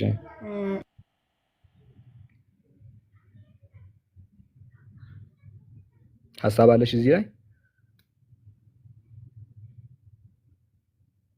ኃጢአት በብሉይም በንስሐ ከተማረ በአዲስ ኪዳንም ደግሞ ከተማረ ስቅለት ምንድን ነው? ምንም ተጨማሪ ነገር ጠብ ያለ ነገር የለም። ስታይ እንደዚህ በደንብ ስታዩት ጠብ ያለ ነገር አለ ወይ ነው ጥያቄውና ሲራክ ወጣ። እሺ ቴምር ቀጥይ። በብሉይ ኪዳን ይማር የነበረው ኃጢአት የትኛው ኃጢአት ነበር? ሰዎች የሚሰሩት። ስለዚህ መስቀል ላይ የተሻረው ኃጢአት ሰዎች የሚሰሩት ኃጢአት ነበር። ታዲያ ምንድን ነው? እንደዛ ነው ያለው። አይ እኔ ስለ ራሴ ልናገር፣ የኔ መረዳት ልክ ላይሆን ይችላል። የኔ መረዳት ልክ ላይሆን ይችላል። እኔ ማምነውን ነገር ልናገርና ልውረድ አይሻልም? ያ ስለዚህ ለተሰራው እንጂ ለሚሰራው አይደለም የተሰቀለው ክርስቶስ አይደለም። አይወልክ አንዴ ስማ፣ ክርስቶስ የተሰቀለው ወይ ደግሞ መሰቀል የነበረበት ምክንያቱ ወይ ደግሞ በስቅለት ያገኘነው ነገር ቢኖር በብሉይ ኪዳን የበጎች ደም፣ የዋለሶች ደም፣ የርግቦች ደም ለመስዋዕትነት ይቀርብ ነበር አይደለም። ስለዚህ አዳምና ሔዋን ይዘውት የመጡትን የውርስ ኃጢአት ግን ማንም ሊሽረው አይችልም ነበር። ምክንያቱም እግዚአብሔር ቃል በቃል ተናግሮ የተራገመው እርግማን ስለነበረ ሰዎች በብሉይ እግዚአብሔር ራሱ እኛ ረገመን። አዎ እርግማን ነበረብን። ስለተረገመን ነው አይደለም ከገነት የወጣ ነው። ኦኬ ስለዚህ አሁን እኛ ምንም ሳናረግ ነው ራሱ የተራገመው። እኛ ምንም ሳናረግ ሳይሆን አዳምና ሔዋን በሰሩት ጥፋት ወይ ደግሞ አትብሉ በተባሉት ወይም አታት እሱ አንተ የአዳም ትውልድ አይደለህም እንዴ? ትውልድ ነኝ እንጂ ኃጢአቱን አልወርስም። የሱ ትውልድ መሆኔ ኃጢአቱን ወይ ደግሞ ያንን ድቀቱን ይዘህ መጥተሃል። ዘር ስለሆንክ አዳም ስለመሰለሽ ኃጢአት መልካም እሱ እስልምናው አስተምሮ ነው ወንድም። ኃጢአት እንትን አይደለም ለክርስትናው አስተምሮ ግን ቴምር ኃጢአት በሽታ ነው። ኃጢአት እንደው ሞት ነው። ቆይ ኃጢአት እንደ ስኳር በሽታ አይደለም የሚተላለፈው ከዘር ወደ ዘር። እንደዛ እንኳን ቢሆን አሁን በአዳም በኩል አዳም ኃጢአትን ከሰራ እኔ የመወርስለት ምንም ነገር ሊኖር አይገባም። አዳም ካጠፋ መቀጣት ያለበት፣ አዳም ጽድቅን ከሰራ ኩነኔም ከሰራ ያንተ አስተምሮ ነው። ትርጉም የለውም። ምን መሰለሽ እኔ አስተምሮ ነው። እውነታው ግን እንደዛ አይደለም ነው ማለት ትርጉም አንተ ደግሞ የአዳም ልጅ ነህ፣ የአዳም ትውልድ ነህ። ሰው በዘር ይመጣብታል። ይመጣ ኃጢአት የለም። አሁን ኢቭን ነው እንኳን የሚመጣ ኃጢአት ሳይሆን የኃጢአት ትርፉ ራሱ ሞት ነው። ስለዚህ አዳም ይዞት የመጣው ሞት ራሱ አንተ ጋር ራሱ ደርሷል። ለምን እንደዚህ ትላለህ? አንተ እኔ ባላደረኩት ነገር በቃ እንደዚህ ነው። ጥሩ ነው። ያንቺ ይሻላል። ኦኬ አንተ ያው ነህ። አስቀድሞ አዳም ኃጢአትን ሰራ። ከዛ እግዚአብሔር አዳምን ሳይሆን ችግሩን እዛው ችግር መፍታት የነበረበት አዳም ጋር አይደለም የፈታው። አዳም እግዚአብሔርን በደለ ከሚስቱ ጋር ሶስት ሆነው ከሴት ሰይጣን አለ ብቻ ሶስቱ የሆነ ነገር ሰሩ። ቅጠል በሉ አፕል በሉ አሩ ነው ኃጢአት ሰሩ፣ ተላለፉ። እግዚአብሔር እዛው ነገሩን መቋጨት እየቻለ አዳምን ረግሙት፣ አዳምን ፊዳ ማስበላት እየቻለ በሱ ብቻ ሳይሆን ያቆመው እኛ ጋር ማለት ነው። ልጅ እንደዚህ ያደረገው እግዚአብሔር ራሱ ነው። እዛው መጨረስ ይችላል ነበር። ስለዚህ የእግዚአብሔር ሕያው የሆነው ንግግሩ ይፈጸም ዘንድ ያንን ነገር ማድረግ ግዴታው ነበር። 5% ትርጉም የለው። እዛው መጨረስ እየቻለ እኛ ንጹሃን እግዚአብሔር የተናገረው ንግግር ማይሻር ሕያው የሆነ ጽኑ ቃል ነው። አረ ሰማይ ትርጉም የሌለው ላንተ ነው ውዴ። አንዴ አይደለም አእምሮ ያለው ነው አይቀበልም። ትርጉም የለውም ስላልክ ትርጉም የለውም ማለት አይደለም። አንተ ስላልክ የለውም ማለት ነው። ታወራለች። ቆይ ስለዚህ እግዚአብሔር እዛው መጨረስ እየቻለ ምንም ያላረጉ ንጹሃንን ኃጢአተኛ አድርጎ ዘርዘር እንዲወራረስ አድርጎ እንደነዚህ ማድረግ እንኳን ነበረበትም። እዛው አዳም ከሆነ ያጠፋው ከአዳም ጋር መጨረስ እየቻለ አዳም መቅጣት እየቻለ ነገር ግን ያንድቶ እኛን ጥፋተኛ አደረገን። ምንም በማናውቀው ነገር ባልሰማነው ባልተባበርነው ነገር ጥፋተኛ አደረገን። ከዛ በኋላ ደግሞ ከ5000 ዓመት በኋላ መጥቶ ተሰቀልኩላችሁ አለ። ተሰቀልኩላችሁ አለ ሳይሆን ተሰቅሎልናል። ንግግር እንደዛ አለ። ሪስፔክት አታድርግ። እዚህ ጋር ነው አሁን ችግሩ እዚህ ጋር ነው። ባልሰማሁት ባላጠፋሁት ነገር ኦኬ መጥቶ ከሆነ ራሱ አሁን ላወራ ስል አላስወራ አልከኝ። እየሰበከኝ ነው ወይስ ለጥያቄ መልስ እየፈለክ ነው? አልገባኝም። በፍጹም ልንገርሽ። ቆይ ከ5000 ዓመታት በኋላ መጥቶ ተሰቀለ ሲባል እኔ ባላደረኩት ነገር ስለሆነ ከመሰረቱ የተሰቀለው እኔን የሚመለከት ነገር የለውም። እኔን አይመለከተኝም። ያ የተሰቀለው ለአዳም ከሆነ ለኔ ግን አይደለም። በደንብ ይመለከታል። ምክንያቱም አንተ አዳማዊ ነህ፣ የአዳም ዘር ወር ደግሞ የአዳም ትውልድ ነህ። አይደለሁም ብለህ መካድ መብትህ ነው። አንተ አዳማዊ ነህ፣ የአዳም ትውልድ እንደመሆንህ መጠን ያ እርግማን ደርሶብሃል። ስለደረሰብህም ነው አሁን ላይ ምድር ላይ ያለው አይደል? እንደዛ ከሆነማ አንተ የምታመልከው አላህ ያንን ማድረግ ነበረበት እያልክ ነው። ስለዚህ አሁንም በእርግማን ስር ነህ። ለዛ ስለሆነ በአዳም ምክንያት ነው ያለኸው። ታዲያ በማን ምክንያት ነው እዚህ የመጣኸው? በማን ምክንያት ነው ታዲያ እዚህ ያለኸው? ምዕራፍ 2 ቁጥር 30 ላይ ምድር ላይ መፈጠራችን ግዴታ ስለሆነ ነው የመጀመሪያው። ለምን ግዴታ ሆነ? ምክንያቱም አምላክ አስቀድሞ ኢኒ ጃኢሉን ፊል አርዲ ኸሊፋ ስላለ እኔ በምድር ላይ ምትክ ማረጋችሁ ነው ያለው። ቃልም ሲገባ መጀመሪያ ለመላእክቱ ሲናገር ጀነት ውስጥ ትኖራላችሁ ነው ያለው፣ ምድር ላይ ትኖራላችሁ ነው ያለው። ስለዚህ የእሱ ፍላጎት ስለሆነ ምድር ላይ መኖራችን እንጂ አዳም ጥፋት አይደለም ነው። ምክንያቱም መሆን ይችላል። ስለዚህ አባት በልጅ ምክንያት አይቀጣም። እሺ ወደዛ ከገባን ብዙ ዝርዝር ውስጥ ልንገባ እንችላለን ወንድሜ። ለማንኛውም በመስቀል ብዙ ነገር አግኝተናል። ያ የነበረንን እርግማን በክርስቶስ ኢየሱስ ደም ተዋሽተን ያንን ኃጢአት ደምስሶልናል። በግድ ሳይሆን አንተ መቀበል የምትፈልገውን ሳይሆን እውነታውን ነው የምነግርህ። እየተደማመጥን አንተ በጣም ረጅም ሰዓት እያወራህ እየሰበክ እየመሰለኝ ነው። እና እና ላውራ ጥያቄ ነው የጠየቀው አይደል? ጠያቂ ደግሞ ጠይቆ ዝም ይላል፣ መልስ ይሰማል። ቢያንስ ሁለት ጆሮ አንድ አንደበት የተሰጠ አንዴ ተናግረህ ሁለት ጊዜ እንድትሰማ ነው። ስለዚህ አንድ ጥያቄ ጠይቀሃል፣ ከመስቀል ላይ ምን አገኛችሁ የሚል ጥያቄ ጠይቀሃል አይደል? ስለዚህ ከመስቀል ላይ ያገኘነው ነገር ቢኖር የዋነሶች የበጎች ደም ያላጠፉትን ያንን የኃጢአት ስር በክርስቶስ ኢየሱስ ደም ድል ነስተነዋል። ስለዚህ አሁን እኔ አንተ ሁላችን ስንሞት የምንጠየቀው በሰራነው ኃጢአት ራሳችን አንተ በራስህ የሰራኸው ኃጢአት እንጂ አዳም ይዞብህ የመጣው ኃጢአት አትጠየቅም። ስለዚህ ከአንድ ኃጢአት ተሰርዮልናል። ስለዚህ ምን አለ? ጽድቃችን እንደ መርገም ጨርቅ ተቆጠረ ይላል መጽሐፍ። ያ የሆነው ምንድነው? መጥቶ የነበረው ኃጢአት መርገማችን ስለነበረብን ያንን መርገም ግን በክርስቶስ ኢየሱስ በራሱ ደም ዋሽቶናል። ያገኘነው በረከት ቢኖር ይሄ ነው። ይሄ ደግሞ ትልቅ በረከት ነው። መልሱ ይሄ ነው ወንድሜ። ኦኬ፣ ምንም ትርጉም ያሌለው ንግግር እንደሆነ ልንገርሽ። የብሉይ ትርጉም ኪዳን ይኖረው ሰዎች አይኖረው ለህሊና ላንተ ተዋለው። መልሱ ግን ይሄ ነው። እሺ አንድ ሲደመር አንድ ስንት ነው ብዬ በጠይቅሽ እና ተሚር አንድ ሲደመር አንድ ስንት ነው ብዬ በጠይቅሽ 3 ብትይ ይሄ መልስ ነው። መልስሽ ግን እውነተኛ አይደለም። ኦኬ መናገርሽ እኮ አይደለም መልስ የሚያስብለው። አንድ ሲደመር አንድ 2 ነው፣ ግን 4ም ብትይ መልስ ነው። ባይዘይ 10 ነው ብትይ ሳላ ልክ ነው እኮ መልሰሽዋል። ግን የመለስሽው ልክ ነው ወይስ አይደለም የሚል ነገር ነው የሚጣራው። የጠየኩት ጥያቄ አለ፣ ያወራሽው ነገር አለ። ግን ስላወራሽ ብቻ ደግሞ መልስ ሊሆን ይችላል ማለት አይደለም። መልስ ሊሆን አይችልም። ኦኬ አውርተሻል ነው አንድ ቀና፣ ግን የተመለሰ ነገር የለም። አውርቻለሁ ይቻላል፣ መልሻለሁ ግን አይቻልም። የጠየቅነው ጥያቄ ከብሉይ ኪዳን ሰዎች የተሻለ ያገኛችሁት ነገር አለ ወይ፣ በህይወታችሁ የተደረገላችሁ ነገር አለ ወይ ሲባል የለም። አንዴ ማይክ አትክፈቻ፣ እኔ ላውራ ቆይ። ስለዚህ የብሉይ ኪዳን ሰዎች ኃጢአተኞች ናቸው፣ የአዲስ ኪዳን ሰዎች ኃጢአተኞች ናቸው። የብሉይ ኪዳን ሰዎች ንስሐ የሚያገኙት በራሳቸው ስራ ነው ጽድቅን የሚያገኙት። የአዲስ ኪዳን ሰዎችም እንደዛው። የብሉይ ኪዳን ሰዎች ዋጋቸውን ያገኛሉ፣ የአዲስ ኪዳን ሰዎች ኃጢአት ሲሰሩ ዋጋቸውን ያገኛሉ። የብሉይ ኪዳን ሰዎች ዝሙት ከሰሩ እግዚአብሔር ይቀጠቅጣቸዋል በገሃነም። የአዲስ ኪዳን ሰዎች ኃጢአት ከሰሩ ተመሳሳይ ቅጣት። የብሉይ ኪዳን ሰዎች ካጠፉ ሲኦል፣ የአዲስ ኪዳን ሰዎች ካጠፉ ሲኦል። አንድ የተለየ ነገር የለም። የብሉይ ኪዳን ሰዎች ጀሃነም ይገባሉ ዝሙት ከሰሩ? አዎ ይገባሉ። የአዲስ ኪዳን ሰዎች ጀሃነም ይገባሉ። ቆይ ጥቅሙ ምንድነው ነው? የብሉይ ኪዳን ሰዎች ሴቶች ለምሳሌ ፕሬድ ያያሉ ስለተራገሙ ሴቶች አሁን ፕሬድ ያያሉ። ብሉይ ኪዳን ያሉ ሰዎች የምታስታውሱ ከሆነ ሴቶች ያያሉ፣ በየወሩ በምጥ ይሰቃያሉ። ክርስቶስ ተሰቀለ፣ አሁንም ያያሉ፣ አሁንም ዛሬም ያያሉ ሴቶች። አያዩም? እኔ ክርስቲያኖች ንገሩኝ፣ ታያላችሁ አይደለ? የብሉይ ኪዳን ሰዎች በጭንቅ ይሰቃያሉ በምጥ፣ አዲስ ኪዳን ሰዎችም ይሰቃያሉ። ምንድን ጠብ ያለ ነገር? አዳም ልፋ ጥረህ ግራ ተባለ፣ ብላ ተባለ። ተሰቃይተ ትበላለህ ተባለ። ይሄው አሁን ተሰቃይቶም ሰው ስራ የለውም። ባይዘይ ጥሮ ግሮ ብቻ ሳይሆን ስራም የለውም። አዲስ ኪዳን ላይ አይበላም ሲጀመር የለም ነው የምላችሁ።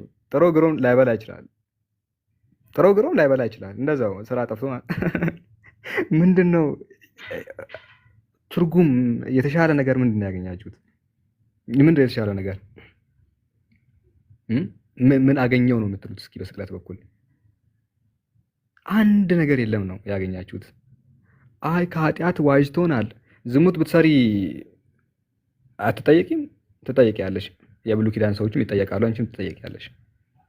የተሻለ ነገር አላገኛችሁም የምንላችሁ ለዚህ ነው። ከብሉይ ኪዳኑ ሲጀመር የኃጢአት ውርስ የሚባል ነገር የለም። መጽሐፍ ቅዱስ ሲናገር ትንቢተ ሕዝቅኤል ምዕራፍ 18 ላይ ኃጢአትን የምትሰራ ነፍስ እርሷ ትሞታለች። ልጅ አባቱን ኃጢአት አይሸከምም፣ አባትም የልጁን ኃጢአት አይሸከምም።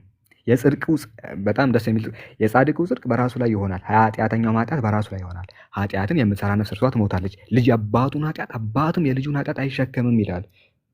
ለሚሻው ላሳያችሁ በራሴ እንትን ከምላችሁ መጽሐፍ ቅዱስ ሕዝቅኤል 18 ኃጢአትን የምትሰራ ነፍስ እርሷ ትሞታለች። ልጅ የአባቱን ኃጢአት አይሸከምም። ከዛስ አባትም የልጁን ኃጢአት አይሸከምም። እሺ የጻድቁ ጽድቅ በራሱ ላይ ይሆናል፣ የኃጢአተኛውም ኃጢአት በራሱ ላይ ይሆናል። የአዳም አልሸከምም። ልጅ የአባቱን አይሸከምም። እኔ የአዳምን የምሸከምበት ምክንያት የለም። እንደውም ሌላም ቦታ ሲናገር ዘዳግም 24 ላይ ልጆቻቸው በሰሩት ወንጀል ወላጆች በሞት መቀጣት የለባቸውም፣ ወላጆችም በፈጸሙት ወንጀል ልጆቻቸው በሞት አይቀጡ። እያንዳንዱ ሰው በሰራ ወንጀል በሞት ይቀጣ ይላል። በቃ ማንም አይቀጣም። በግድ ወራስኩን ብትሉ ትርጉም የለውም ስቅለት የምንላችሁ ለዚህ ነው። ሚኪ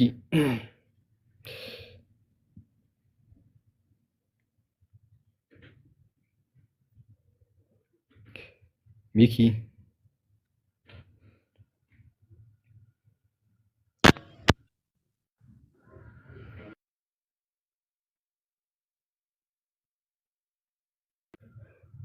ጃቢሮ አለ። ሚኪ ካለ ከሱ ጋር ልጨርስና ማውጣት አለብኝ መሰለኝ። ሚኪ እስኪ ካንተ ጋር ቶሎ ልጨርስና ማውጣት ስላለብኝ እወጣለሁ። በስቅለት በኩል ያገኛችሁት ምንድን ነው? ማለትም የኃጢአት በተመለከተ ጥቅሙ ምንድን ነው የሚል ነው። ኦኬ በአዳም ምክንያት ከገነት ተባረን ነበረ። ከዛም የእግዚአብሔር ልጅነት ስላጣ በክርስቶስ ምክንያት ደግሞ የእግዚአብሔር ልጅነት አግኝተናል። በብሉይ ኪዳን ያሉ ሰዎች ጽድቅ የሚሰሩ ጀነት አይገቡም? አይ እነሱ በሙሴ ሕግ ነበር የሚተዳደሩት። አሁን ደግሞ በክርስቶስ ሕግ እንተዳደራለን እኛ። ጥያቄው አሁን አንተ ያልከው ምንድን ነው? ወደ ገነት እንገባለን ነው። ከሲኦል ከጀነት ወጥተን ነበረ፣ ከመንግስት ሰማያት በአዳም ምክንያት ወጣን፣ በክርስቶስ በኩል ደግሞ ድጋሚ እንመለሳለን አይደል ያልከው? እኔ ያልኩት በአዳም ምክንያት የእግዚአብሔርን ልጅነት አተን ነበረ፣ ከገነት ተባረን ነበረ። አሁን ደግሞ የእግዚአብሔርን ልጅነት እንድናገኝ አድርጎናል ክርስቶስ። ስለዚህ በክርስቶስ በኩል ደግሞ ወደ ገነት እንመለሳለን። በአዳም ምክንያት ወጣችሁና በክርስቶስ በኩል መመለሳችን ጥቅም ነው አይደል ያልከው?